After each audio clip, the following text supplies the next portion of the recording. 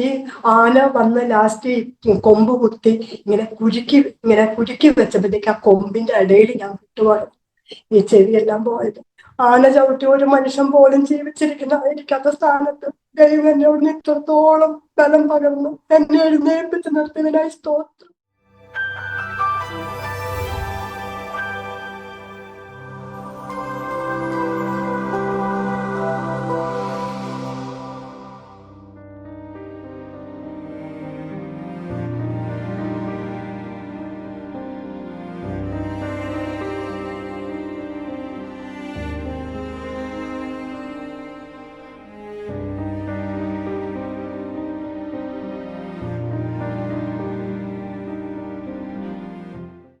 Aroma ടിവിയുടെ എല്ലാ മാന്യ പ്രേക്ഷകർക്കും വേഗം വരുന്ന കർത്താവായ യേശു ക്രിസ്തുവിന്റെ ധന്യതിരു നാമത്തിൽ വന്ദനത്തെയും സ്വാഗതത്തെയും അറിയിക്കുന്നു.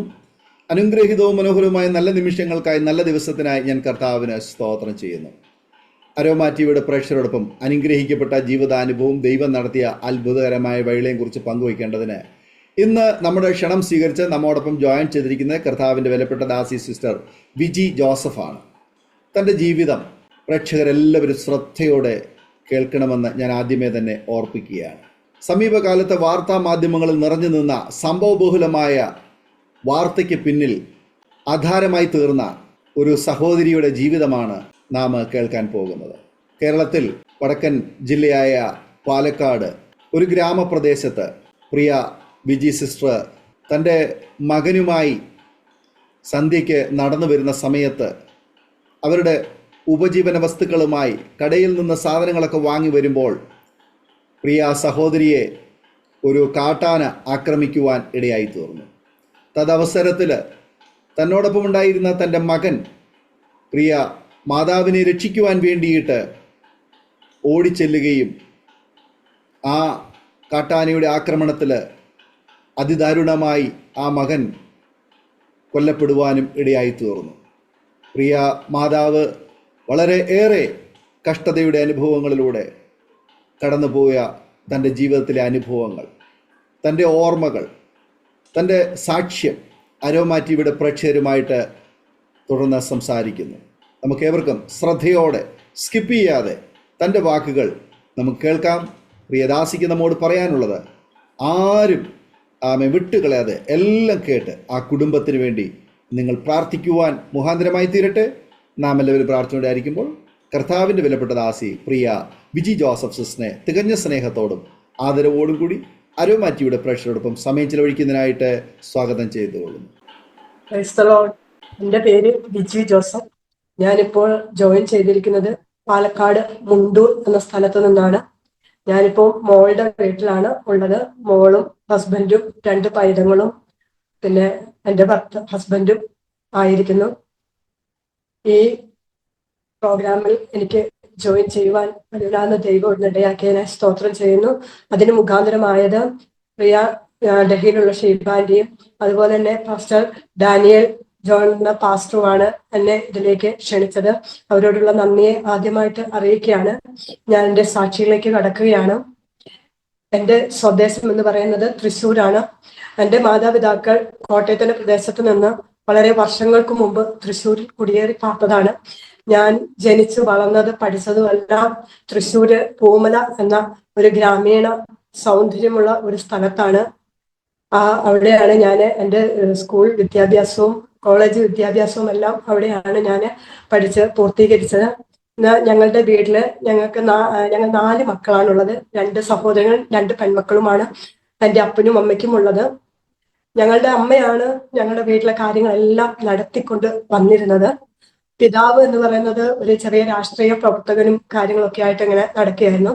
ഞങ്ങൾ ഫാമിലി ആയിട്ട് ആദ്യമേ തന്നെ വിശ്വാസത്തിന്റെ പാതയിൽ തന്നെയാണ് വന്നത്. ഞങ്ങൾ ബ്രദറുകാരായിരുന്നു. ബ്രദറൻ സഭയിലാണ് ഞങ്ങൾ കൂടി വന്നത്. അതുകൊണ്ട് ബ്രദറിൽ തന്നെ ഞങ്ങൾ സൺഡേ സ്കൂൾ പഠിക്കുവാനും എല്ലാം ബ്രദറൻ സഭയിലാണ്. ഞങ്ങൾ എൻ്റെ ഒരു 18 വയസ്സ് വരെ ഞങ്ങൾ ബ്രദറിലായിരുന്നു. എന്നാൽ പ്രിയ മാതാവിനൊരു വാൽവിന്റെ ഒരു കംപ്ലൈന്റ്, ഒരു അസുഖം വന്നതിനെ തുടർന്ന് ഞങ്ങള് ബ്രദറൻ സഭയിലേക്ക് ഞങ്ങൾക്ക് പോകാനായിട്ട് ഒരു ബുദ്ധിമുട്ട് വന്നപ്പോഴത്തേക്കും ഞങ്ങൾ അവിടെ IPC പൂമല IPC സഭയിലാണ് ഞങ്ങൾ കൂടിക്കൊണ്ട് ഇരുന്നത്. അങ്ങനെ അമ്മ സാധാരണ കൂലിപ്പണിയൊക്കെ ചെയ്താണ് ഞങ്ങളെ വളർത്തിക്കൊണ്ടുവന്നത്. പ്രിയ എൻ്റെ പ്രിയ സഹോദരി മൂത്ത വ്യക്തി, അവളുടെ വിവാഹം നേരത്തെ കഴിയുവാനിടയായി തീർന്നു. പിന്നെ ഞങ്ങൾ 3 മക്കളാണ്. ഞങ്ങൾ എല്ലാവരും ചെറിയ ചെറിയ പ്രായങ്ങളിലായിരുന്നു. പ്രിയ മാതാവ് ഇങ്ങനെ പണിക്ക് പോയിക്കൊണ്ടിരുന്ന സമയത്ത് ഇങ്ങനെ കശുമാന്തോപ്പ് ഇങ്ങനെ തെളിക്കുന്ന സമയത്ത് കരികിലെല്ലാം വെച്ച്, കൊട്ടയില് കരികിലെല്ലാം കൊണ്ടുപോയി അതിന് മുകളിൽ വാക്കത്തി വെച്ചിരുന്നു. അമ്മ ഇങ്ങനെ നടന്നു പോയിക്കൊണ്ടിരുന്നപ്പോൾ ഈ വാക്കത്തി കാലേ വീഴുവാനും കാലിന്റെ കുതിഞ്ഞരമ്പ് മുറിഞ്ഞു പോകുവാനും ഇടയായി തീർന്നു. അങ്ങനെ അന്ന് നമ്മുടെ തൃശ്ശൂർ മെഡിക്കൽ കോളേജ് ഒന്ന് അവിടെ സ്റ്റാർട്ട് ചെയ്തിട്ടില്ല. അപ്പോൾ തൃശ്ശൂർ ജില്ലാശുപത്രി ആയിരുന്നു അവിടെ സ്റ്റാർട്ട് ചെയ്തിരുന്നത്. അങ്ങനെ ജില്ലാശുപത്രിയിൽ ചെന്നപ്പോൾ ഈ ഇതിന്റെ കുതിഞ്ഞരമ്പിന്റെ ഓപ്പറേഷൻ ചെയ്യണമെന്ന് പറഞ്ഞപ്പോൾ ഡോക്ടർ ഇങ്ങനെ ടെസ്റ്റ് ചെയ്തപ്പോഴാണ് അമ്മയ്ക്ക് ഹാർട്ടിന് ഒരു അസുഖമുണ്ട് എന്ന് പറയുവാനിടയായി തീർന്നത്. അങ്ങനെ ഞങ്ങള് ഹാർട്ടിന് അപ്പോൾ ആ വർഷത്തിലാണ് ഇവിടെ തൃശ്ശൂർ മെഡിക്കൽ കോളേജ് അവിടെ സ്റ്റാർട്ട് ആവുന്നത്. അപ്പൊ ഞങ്ങളൊക്കെ കുഞ്ഞുങ്ങളാണ്. അങ്ങനെ അമ്മയെ അവിടെ ഹോസ്പിറ്റലിൽ കാണിക്കുകയും അവിടെ ചെന്ന് പരിശോധിക്കുമ്പോഴാണ് വാൽവിന് കംപ്ലൈന്റ് ഉണ്ടെന്നുള്ളത് അറിയാനിടയായി തീർന്നത്. പല രാത്രികളിലും ഈ ബുദ്ധിമുട്ട് കാരണം ഉറക്കമില്ലാതെ രാത്രി സമയങ്ങളിൽ കൊണ്ടുപോടിയിരുന്ന സമയങ്ങളൊക്കെ ഉണ്ടായിരുന്നു. അപ്പോൾ ഞങ്ങൾക്ക് എന്താണ് അസുഖം എന്നുള്ളത് കണ്ടുപിടിക്കാനായിട്ട് കഴിഞ്ഞില്ല. അതിന് മുഖാന്തരമാക്കിയത് ഈ കാലിന്റെ കുതിഞ്ഞരമ്പ് മുറിഞ്ഞത് മൂലമാണ്. അങ്ങനെ തൃശ്ശൂർ മെഡിക്കൽ കോളേജിൽ ഞങ്ങൾ ചികിത്സിച്ചുകൊണ്ടിരുന്നപ്പോഴത്തേക്കും അത് വളരെയധികം മൂർധന്യാവസ്ഥയിലെത്തിയപ്പോഴത്തേക്കും പറഞ്ഞു, ഇനി നിങ്ങൾ ഒരു കാര്യം, അന്ന് തൃശ്ശൂർ മെഡിക്കൽ കോളേജിൽ ഹാർട്ടിന്റെ ഓപ്പറേഷൻസോ കാര്യങ്ങളോ ഒന്നും ഉണ്ടായിരുന്നില്ല. അപ്പം കോട്ടയം മെഡിക്കൽ കോളേജിലേക്ക് ഞങ്ങൾക്ക് റെഫർ ചെയ്ത് തരുവാൻ ഇടയായി തീർന്നു. അങ്ങനെ ഞങ്ങൾ കോട്ടയം മെഡിക്കൽ കോളേജിൽ രാജൻ ജോസഫ് മാഞ്ഞൂരാൻ എന്ന് പറഞ്ഞ ഡോക്ടറാണ് അമ്മയെ ചികിത്സിച്ചിരുന്നത്. അപ്പോഴാണ് പറയുന്നത് ഈ വാൽവ് ചുരുങ്ങി പോവുകയാണ്, ഇനി വാൽവ് അത് റിപ്ലേസ്മെന്റ് സർജറി അല്ലാതെ വേറെ ഒന്നും ചെയ്യുവാനായിട്ട് സാധിക്കില്ല എന്ന്. അപ്പോൾ പ്രിയ സഹോദരിയുടെ വിവാഹം നേരത്തെ കഴിഞ്ഞത് മൂലം അവൾക്ക് അമ്മയെ നോക്കാനൊന്നും സാധിക്കില്ലായിരുന്നു. ഞാൻ പ്രീ ഡിഗ്രി കഴിഞ്ഞ് നേഴ്സിങ്ങിന് ഹാർട്ട് ഹോസ്പിറ്റലിൽ ചേർന്ന സമയത്താണ് ഈ ഒരു ഓപ്പറേഷന്റെ കാര്യങ്ങളെല്ലാം കടന്നു വന്നത്. അപ്പോൾ ആ നേഴ്സിംഗ് വിദ്യാഭ്യാസം ഞാൻ അവിടെ വെച്ച് നിർത്തി. 1 വർഷത്തോളം പോയിട്ട് അവിടെ വെച്ച് നിർത്തി. ഞാൻ മാതാവിനെ ഞാൻ ശുശ്രൂഷിക്കാനായിട്ട് നിന്നു. അതിന് 1998 ഒക്ടോബർ മാസത്തില് കോട്ടയം മെഡിക്കൽ കോളേജിൽ വെച്ച് തന്നെ നടന്ന ഏറ്റവും ആദ്യത്തെ വാൽവ് റിപ്ലേസ്മെന്റ് സർജറി പ്രിയ മാതാവിൻ്റെതായിരുന്നു. ഡോക്ടർ ചന്ദ്രമോഹൻ എന്ന് പറഞ്ഞ ഡോക്ടറാണ് സർജറി ചെയ്തത്. 8 മണിക്കൂർ നീണ്ടു നിന്ന സർജറിയില് പ്രിയ മാതാവ് ജീവൻ തിരിച്ചു കിട്ടുവാനിടയായി തീർന്നു. അതെല്ലാം മുഖാന്തരം ഞങ്ങൾ വളരെയധികം സന്തോഷത്തിലായിരുന്നു. അങ്ങനെ 6 മാസക്കാലം റെസ്റ്റ് പറഞ്ഞതാണ്. അങ്ങനെ മാതാവ് എന്ന് പറയുന്നത്, അമ്മ എന്ന് പറയുന്നത് 1 മിനിറ്റ് പോലും അടങ്ങി ഇരിക്കില്ലാത്തൊരു വ്യക്തിയാണ്. ഇങ്ങനെ പണികളെല്ലാം ചെയ്ത് നടന്നിരുന്ന ഒരു വ്യക്തിയാണ്. അമ്മ കുറച്ച് നാളൊക്കെ റെസ്റ്റ് ചെയ്ത്, ഒരു 3 മാസമൊക്കെ റെസ്റ്റ് ചെയ്ത്, അത് കഴിഞ്ഞിട്ട് പിന്നെ വേറെ കൂലിപ്പണിക്കൊന്നും പിന്നെ പോയിട്ടില്ല. പിന്നെ 2 ആങ്ങളമാർ, അവര് ചെറുതാണ്, അവരാണ് ജോലിക്കൊക്കെ പോയി കാര്യങ്ങളെല്ലാം വീട്ടിൽ നടത്തിയിരുന്നത്. ചെറിയ ആള് തീരെ ചെറുതായിരുന്നു, അവൻ പോയിരുന്നില്ല. മൂത്ത ആള് അവൻ വിദ്യാഭ്യാസം എല്ലാം മുടക്കി അവൻ ജോലിക്കായിട്ട് പോകുവാനിടയായി തീർന്നു. അങ്ങനെ മാതാവിനെ ഓപ്പറേഷൻ ചെയ്ത് ഞങ്ങൾ വീട്ടിൽ കൊണ്ടുവരുവാനിടയായി തീർന്നു. യാതൊരു കുഴപ്പവുമില്ലാതെ കാലം നീണ്ടുപോകാൻ ഇടയായി തീർന്നു. അങ്ങനെ ഇരിക്കുന്ന സന്ദർഭത്തിലാണ് എനിക്ക് പാലക്കാട് നിന്ന് ഒരു വിവാഹാലോചന എൻ്റെ 21ാമത്തെ വയസ്സിൽ കടന്നു വരുവാൻ ഇടയായി തീർന്നത്. എന്നാൽ ഇപ്പോൾ കല്യാണം വേണ്ട എന്ന് പറഞ്ഞപ്പോൾ അമ്മച്ചിക്ക് ഭയങ്കര നിർബന്ധമായിരുന്നു, പ്രിയ മോളെ കെട്ടിച്ചു വിടണം എന്നുള്ളത്. അങ്ങനെ അതിന്റെ പ്രകാരം കല്യാണം 2000 ഏപ്രിൽ 6 നിശ്ചയിച്ചു. കല്യാണം ഡേറ്റ് ഫിക്സ് ചെയ്തു. അങ്ങനെ കല്യാണം ഞങ്ങളുടെ വീട്ടിൽ വെച്ച് തന്നെ നടത്തണമെന്ന് പ്രിയ മാതാവിന് വളരെ നിർബന്ധമായിരുന്നു. അപ്രകാരം ഞങ്ങൾ അതിനുള്ള ഒരുക്കങ്ങളെല്ലാം മാതാവ് ചെയ്തു. എനിക്കുള്ള ഡ്രസ്സുകൾ കാര്യങ്ങൾ എന്ന് വേണ്ട നേരത്തെ തന്നെ കല്യാണത്തിന് മുമ്പേ തന്നെ, കല്യാണ എൻഗേജ്മെന്റിന് മുമ്പേ തന്നെ എനിക്കുള്ള സാധനങ്ങളെല്ലാം എടുത്തു വെച്ചു. ഇനി എനിക്ക് കല്യാണം കഴിഞ്ഞ് പോകണമെങ്കിൽ എനിക്കൊന്നും മേടിക്കേണ്ട കാര്യങ്ങളെല്ലാം മാതാവ് നേരത്തെ വാങ്ങി വെക്കുവാൻ ഇടയായി തീർന്നു. അങ്ങനെ വാങ്ങി വെച്ച് എല്ലാം കഴിഞ്ഞ്, അത് കഴിഞ്ഞിട്ടാണ് എൻഗേജ്മെന്റ് എല്ലാം കഴിഞ്ഞത്. അത് കഴിഞ്ഞിട്ട് എനിക്കുള്ള കെട്ടുസാരി അതുവരെ അത് ഒരിക്കലും നേരത്തെ എടുക്കുന്നതല്ല. പ്രിയ മാതാവിന് ഒരു ആഗ്രഹം അത് എടുക്കണമെന്ന്. അതെടുത്ത് ആ ബ്ലൗസ്, അമ്മയുടെ അനിയത്തിമാരെല്ലാം തയ്യക്കാരാണ്, അതെടുത്ത് എന്നെ കൊണ്ട് ഇടിയിപ്പിച്ച് ആ സാരി ഉടുത്ത് എന്നെ കാണുവാൻ ഇടയായി തീർന്നു. അങ്ങനെ ഇരിക്കുമ്പോൾ ഞാനും പ്രിയ മാതാവ്, ഞാനിവിടെ ഒരു നേഴ്സ്, ഞങ്ങളുടെ ഹോസ്പിറ്റലിൽ ജോലി ചെയ്യുന്ന ഒരു നേഴ്സിന്റെ മക്കളെ ഞാൻ ട്യൂഷൻ എടുത്തിരുന്നു. ആ ട്യൂഷൻ എടുത്തിരുന്ന സമയത്ത് അവർക്ക് സ്ഥലം മാറ്റം മാറി ഒരു കുന്നംകുളം കൂനമൂച്ചി എന്ന സ്ഥലത്താണ് പോയിരുന്നത്. അപ്പൊ അവരെ കല്യാണം വിളിക്കാനായിട്ട് ഞാനും പ്രിയ മാതാവും കൂടെ കല്യാണം വിളിക്കുവാനായിട്ട് പോവുകയാണ്. ഞങ്ങളുടെ വീട് ഒരു റോഡ് സൈഡിലായതുകൊണ്ട് കുറച്ച് പോയാൽ മതി ബസ് കയറാനായിട്ട്. അതിലൂടെ ബസ്സുകൾ പല സമയങ്ങളിലേ ഉള്ളൂ. അങ്ങനെ ഞാൻ ബസ് കയറാനായിട്ട് ഞങ്ങൾ രണ്ടുപേരും ഒരുങ്ങി. അമ്മ എന്ത് ചെയ്താ വീട്ടിൽ നിന്ന് ഒരുങ്ങി ഇറങ്ങത്തില്ല. അമ്മ പറഞ്ഞ് എനിക്ക് മാസയോഗത്തിന് ഉടുക്കുന്ന സാരി മാത്രം മതി എന്ന് പറഞ്ഞ് ആ ഒരു വെള്ളയില് പുള്ളിയുള്ള ഒരു സാരി അതിന് ചേർന്നൊരു ബ്ലൗസ് വിട്ടു. അപ്പൊ ഞങ്ങൾ പറഞ്ഞ് അമ്മയെ കല്യാണമൊക്കെ വിളിക്കാൻ പോവുക, അപ്പൊ അമ്മച്ചി ഇങ്ങനത്തെ ഡ്രസ്സൊന്നും ഇടണ്ട, വേറെ എടുക്കുന്നുണ്ട്. എനിക്ക് അതൊന്നും വേണ്ട, എനിക്ക് മാസയോഗത്തിനും യോഗങ്ങൾക്ക് ഉടുക്കാൻ പോകുന്ന സാരി ഉടുത്താൽ മതി എന്ന് പറഞ്ഞ് ആ സാരി ഉടുത്ത് ഇറങ്ങി. ഞാൻ പോയി ബസ്സിൽ കയറി. അമ്മ അവിടെ നിന്ന് പതുക്കെ ഇച്ചിരി ഓടിയെന്ന് പറയാനില്ല, ഇച്ചിരി നടന്നു. ആ ബസ്സിൽ കാല് വെച്ചതല്ല, അവിടെ വെച്ച് കുഴഞ്ഞു വീണ് മരിക്കുവാനിടയായിത്തീർന്നു. ഈ ലോകത്തുനിന്ന് മാറ്റപ്പെടുവാനിടയായിത്തീർന്നു. അത് ഞങ്ങളുടെ ജീവിതത്തിലെ ഏറ്റവും വിഷമകരമായ ഒരു സംഭവമാണ്. അമ്മയുടെ മരണത്തിന് ശേഷം 10-ാം ദിവസം ഞങ്ങളുടെ വിവാഹമാണ്. ഹല്ലേലൂയ. അവിടെ നിന്നെല്ലാം ദൈവം ഞങ്ങളെ എത്രത്തോളം വിടുവിച്ച് നിലനിർത്തിക്കൊണ്ടുവന്നു. മാതാവിന്റെ വേർപാട് ഞങ്ങളെ വളരെയധികം നിരാശയുടെ, വളരെയധികം ദുഃഖത്തിലാഴ്ത്തുന്ന ഒന്നായിരുന്നു. കാരണം പ്രിയ പിതാവിന് വീട്ടുകാര്യങ്ങളോ യാതൊന്നും ചെയ്യുവാനായിട്ടുള്ള കഴിവൊന്നും, അതായത് ആള് ഒരു ചില രാഷ്ട്രീയത്തിന്റെ പുറകിലൊക്കെ പോയതുകൊണ്ട് അങ്ങനെയുള്ള സംഗതികളൊന്നും അറിയത്തില്ലാത്തൊരവസ്ഥയിലായിരുന്നു. ഞാൻ എന്റെയും കൂടെ വിവാഹം കഴിഞ്ഞപ്പോൾ പ്രിയ സഹോദരങ്ങൾ തനിയായി, പ്രിയ പിതാവും തനിയായി. അങ്ങനെ ഞാൻ ആദ്യത്തെ മോളെ പ്രസവിക്കുന്ന സമയത്ത് എൻ്റെ പ്രിയ വല്യമ്മച്ചിയാണ് എൻ്റെ പ്രസവവും കാര്യങ്ങളെല്ലാം നോക്കിയത്. അങ്ങനെ പ്രിയ അമ്മയുടെ വീട്ടുകാരുടെ നിർബന്ധ മുഖാന്തരം പിതാവും മറ്റൊരു വിവാഹം കഴിക്കുവാൻ ഇടയായി തീർന്നു. ആ അമ്മയെ ഞങ്ങൾ ഇളയമ്മ എന്നാണ് വിളിച്ചിരുന്നത്. നല്ലൊരു അമ്മയാണ്. അമ്മ ഒരു നല്ല കുക്കാണ്. തൃശ്ശൂർ വുമൻസ് ഫുഡ് കോർട്ട് എന്ന് പറയുന്ന അവിടുത്തെ മെയിൻ കുക്കാണ്. അത് വുമൻസ് മാത്രമേ അവിടെ ജോലി ചെയ്യുന്നുള്ളൂ. അവിടുത്തെ അത് ഒരു ഫേമസ് ആയിട്ടുള്ള ഒരു റെസ്റ്റോറൻ്റ് ആണ്. അവിടുത്തെ മെയിൻ കുക്കായിരുന്നു ഇളയമ്മ. ഇളയമ്മ ഞങ്ങൾ ചെന്നാലൊക്കെ വളരെ സ്നേഹമാണ്. ഞങ്ങളോട് ആരോടും ഒരു വേർതിയോ ഒന്നും കാണിച്ചിട്ടില്ല. ഞങ്ങൾ ഈ 4 മക്കൾ മാത്രമേ ഇളയമ്മയ്ക്ക് മക്കളായിട്ടുണ്ടായിരുന്നുള്ളൂ. മറ്റൊരു മക്കളോ കാര്യങ്ങളോ ഒന്നും ഉണ്ടായിരുന്നില്ല. ഇളയമ്മ ചെറുപ്പക്കാരിയായിരുന്നു. അങ്ങനെ ഇരിക്കെ ഇളയമ്മയ്ക്ക് ഒരു ദിവസം ഒരു പല്ലുവേദന വന്നു. ഡോക്ടറെ കാണിക്കുവാനായിട്ട് തൃശ്ശൂർ മെഡിക്കൽ കോളേജിൽ ഡെന്റലിന്റെ തന്നെ സ്പെഷ്യൽ ആയിട്ടുള്ള ഹോസ്പിറ്റൽ ഇപ്പോൾ വന്നിട്ടുള്ളതുകൊണ്ട് അവിടെ കൊണ്ടുപോയി കാണിച്ചു കഴിഞ്ഞപ്പോൾ പറഞ്ഞ് പല്ലുവേദന കുറേ ആയിട്ടുണ്ട്, അപ്പൊ വേദനയ്ക്കുള്ള ഗുളിക കഴിച്ച് ഇളയമ്മ അങ്ങനെ ജോലിക്ക് പോയി ഒരു ദിവസം പോലും റെസ്റ്റ് വീട്ടിലിരിക്കത്തില്ല. അങ്ങനെ തീരെ കലശലായ വേദന വന്നപ്പോഴാണ് ഈ ഹോസ്പിറ്റലിൽ പോകാനിടയായിട്ടെന്ന്. അപ്പം പല്ലിന്റെ ഒരു വശം മുഴുവൻ പഴുത്തിരിക്കുന്ന ഒരവസ്ഥയായിരുന്നു. അപ്പോൾ ഡോക്ടർ പറഞ്ഞു ഇതൊന്ന് നമുക്ക് പരിശോധനയ്ക്ക് അയക്കണം എന്ന് പറയാനിടയായിട്ടെന്ന്. പരിശോധനയ്ക്ക് അയച്ച് റിസൾട്ട് വന്നപ്പോൾ അത് ക്യാൻസർ ആയിരുന്നു. ഹല്ലേലൂയ. അതിനുശേഷം തുടർന്ന് ഞങ്ങൾ അമല ഹോസ്പിറ്റലിൽ അതിനുള്ള ചികിത്സ തേടുവാനിടയായി തീർന്നു. ഞാൻ തന്നെയാണ് ഇവിടെ നിന്ന് പാലക്കാട് നിന്ന് പോയി പ്രിയമാതാവിനെ നോക്കുവാനായിട്ട് ഇടയായി തീർന്നത്. 135 റേഡിയേഷനും 6 കീമോയും ചെയ്ത് ഇളയമ്മ ഒരു പിക്കപ്പായി എല്ലാം റെഡിയായി റിക്കവറായി വന്നു. അത്രയും നാൾ ജോലിക്കൊന്നും കടന്നു പോയില്ല. അപ്പം ഇനി നിങ്ങൾ ടെസ്റ്റിന് ഇനി ഇടയ്ക്ക് ചെല്ലണം എന്ന് പറഞ്ഞ് അങ്ങനെ ടെസ്റ്റിനൊക്കെ ചെന്നുകൊണ്ടിരുന്നു. അവസാനം ഒരു സർജറിക്ക് എഴുതിയതാണ്. അപ്പോൾ സർജറി ഡോക്ടറെ കാണിച്ചപ്പോഴാണ് ഡോക്ടർ പറഞ്ഞത് ഒരു കുഴപ്പവുമില്ല, ഇനി സർജറി ഒന്നും ചെയ്യണ്ട എന്ന് പറയാൻ ഇടയായിത്തീർന്നു. അങ്ങനെ ഓരോ ഹോസ്പിറ്റലിൽ പോകുവാനായിട്ടും ഞാൻ ഇവിടെ നിന്ന് പാലക്കാട് പോയി അവിടെ നിന്ന് തൃശ്ശൂരിൽ നിന്നിട്ടാണ് ഞാൻ പ്രിയ മാതാവിനെ നോക്കിക്കൊണ്ടിരുന്നത്. അങ്ങനെ ഇരിക്കുമ്പോൾ പെട്ടെന്ന് അത് കഴിഞ്ഞിട്ട് ഇളയമ്മ വീണ്ടും ജോലിക്ക് പോയി. അപ്പൊ ഡോക്ടർ പ്രത്യേകം പറഞ്ഞ തീയുടെ ചോട്ടിലൊന്നും ഇരിക്കരുത്, അങ്ങനത്തെ ജോലിയൊന്നും ചെയ്യണ്ട, അല്ലാത്തതൊക്കെ ചെറിയ ചെയ്തോളാൻ പറഞ്ഞു. പക്ഷെ ഇളയമ്മ ഈ കുക്കായതുകൊണ്ട് ഈ ജോലികളിൽ തന്നെ വ്യാപൃതയായി. അങ്ങനെ ഒരു ദിവസം ഇളയമ്മയ്ക്ക് ഒരു ചുമ വന്നിട്ട് അത് നിൽക്കുന്നേ ഇല്ല. അപ്പോൾ അന്ന് ഡോക്ടറെ കാണാൻ പോകാം എന്ന് പറഞ്ഞ് അപ്പോഴത്തേക്ക് എന്നെ വിളിച്ചു, പാലക്കാടിനെ വിളിച്ചു, വിജി നീ ഒന്ന് വരണം, എനിക്കൊരു ചുമയാണ് എന്ന് പറയാൻ ഇടയായി തീർന്നു. അങ്ങനെ ഞാൻ ഇവിടെ നിന്ന് ഡോക്ടറെ കാണിക്കാനായിട്ട് അമലയിൽ വീണ്ടും പോയി കഴിഞ്ഞപ്പോൾ ഡോക്ടർ പറഞ്ഞ് ഇത് ഒന്ന് സ്കാൻ ചെയ്യണം.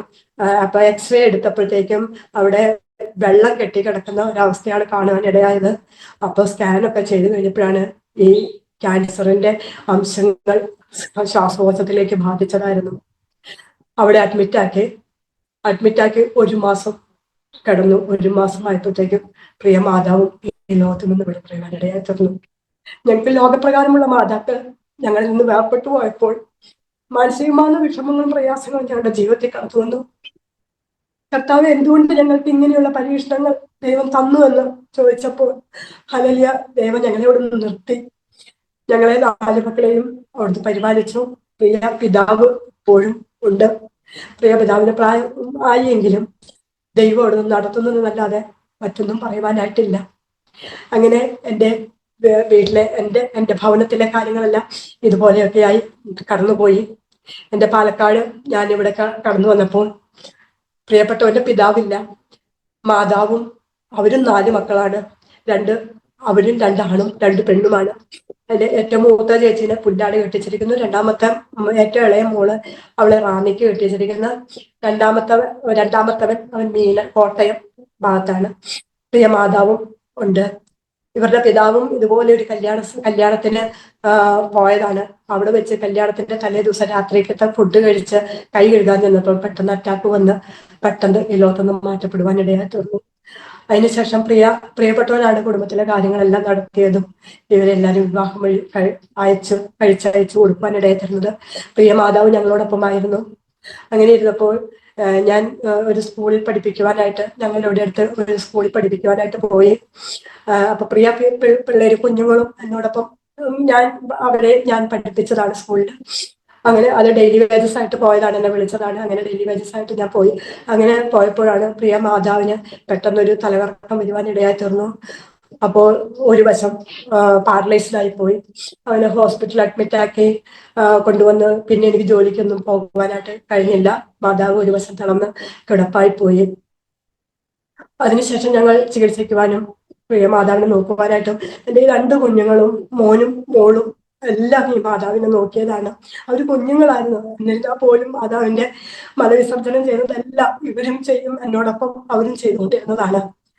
അങ്ങനെ ഇരിക്കുമ്പോഴാണ് എൻ്റെ പ്രിയപ്പെട്ടവൻ മംഗലാപുരത്ത് വർക്ക് ചെയ്യുന്നത്. മേസ്തിരിപ്പണിയാണ്, കെട്ടിടം പണിയാണ് പുള്ളിക്കാരന്. അപ്പൊ മംഗലാപുരത്ത് ഒരു പണിയുണ്ടെന്ന് പറഞ്ഞിട്ട് അങ്ങോട്ട് കടന്നു പോകുവാനിടയായി തീർന്നു. അവിടേക്ക് കടന്നുപോയി രണ്ട് മാസം കഴിഞ്ഞ് 3-ാമത്തെ മാസം ആയപ്പോഴത്തേക്കും എന്നെ ഇങ്ങോട്ട് വിളിക്കുവാൻ ഇടയായി തീർന്നു. എനിക്ക് പെട്ടെന്ന് രാവിലെ ഞാൻ എഴുന്നേറ്റപ്പോഴത്തേക്ക് എനിക്കൊരു തലകറക്കവും എനിക്കൊരു വല്ലാത്തൊരു ബുദ്ധിമുട്ടും അനുഭവപ്പെടുവാൻ ഇടയായി തീർന്നു, അത് പറയാൻ ഇടയായി തീർന്നു. അപ്പോൾ ഞാൻ വേഗം തന്നെ അവിടെ അടുത്തുള്ള ഒരു ചേട്ടനെ വിളിച്ചു. അങ്ങനെ ആ ചേട്ടൻ എന്നെ ഹോസ്പിറ്റലിൽ കൊണ്ടുപോയി കഴിഞ്ഞപ്പോഴത്തേക്കും ECG എടുത്തപ്പോഴത്തേക്കും ഒരു വേരിയേഷൻ ഉണ്ട് എന്ന് പറയുവാൻ ഇടയായി തീർന്നു. അപ്പൊ ഞാൻ പറഞ്ഞ് അതൊരു കാര്യം ചെയ്യും, ഇങ്ങോട്ട് വേഗം വന്നേക്ക് എന്ന് പറയുവാൻ ഇടയായി തീർന്നു. അവിടെ ചെന്ന് വേരിയേഷൻ ഉണ്ടെന്ന് പറഞ്ഞപ്പോൾ ഡോക്ടർ പറഞ്ഞ് നിങ്ങൾ സൂക്ഷിച്ച് നിങ്ങളൊന്ന് വീട്ടിലോട്ട് പോകുകയാണെങ്കിൽ തന്നെ നിങ്ങൾ അതുപോലെ സൂക്ഷിച്ച് വേണം യാത്ര ചെയ്ത് പോകുവാനായിട്ട്. അവിടുന്ന് ഒരു ഇഞ്ചക്ഷനും കാര്യങ്ങളും ഒക്കെ ചെയ്ത് അന്ന് രാത്രിക്കത്തെ ട്രെയിന് അവിടുന്ന് കയറി ഇവിടെ പാലക്കാട് വരുവാൻ ഇടയായി തീർന്നു.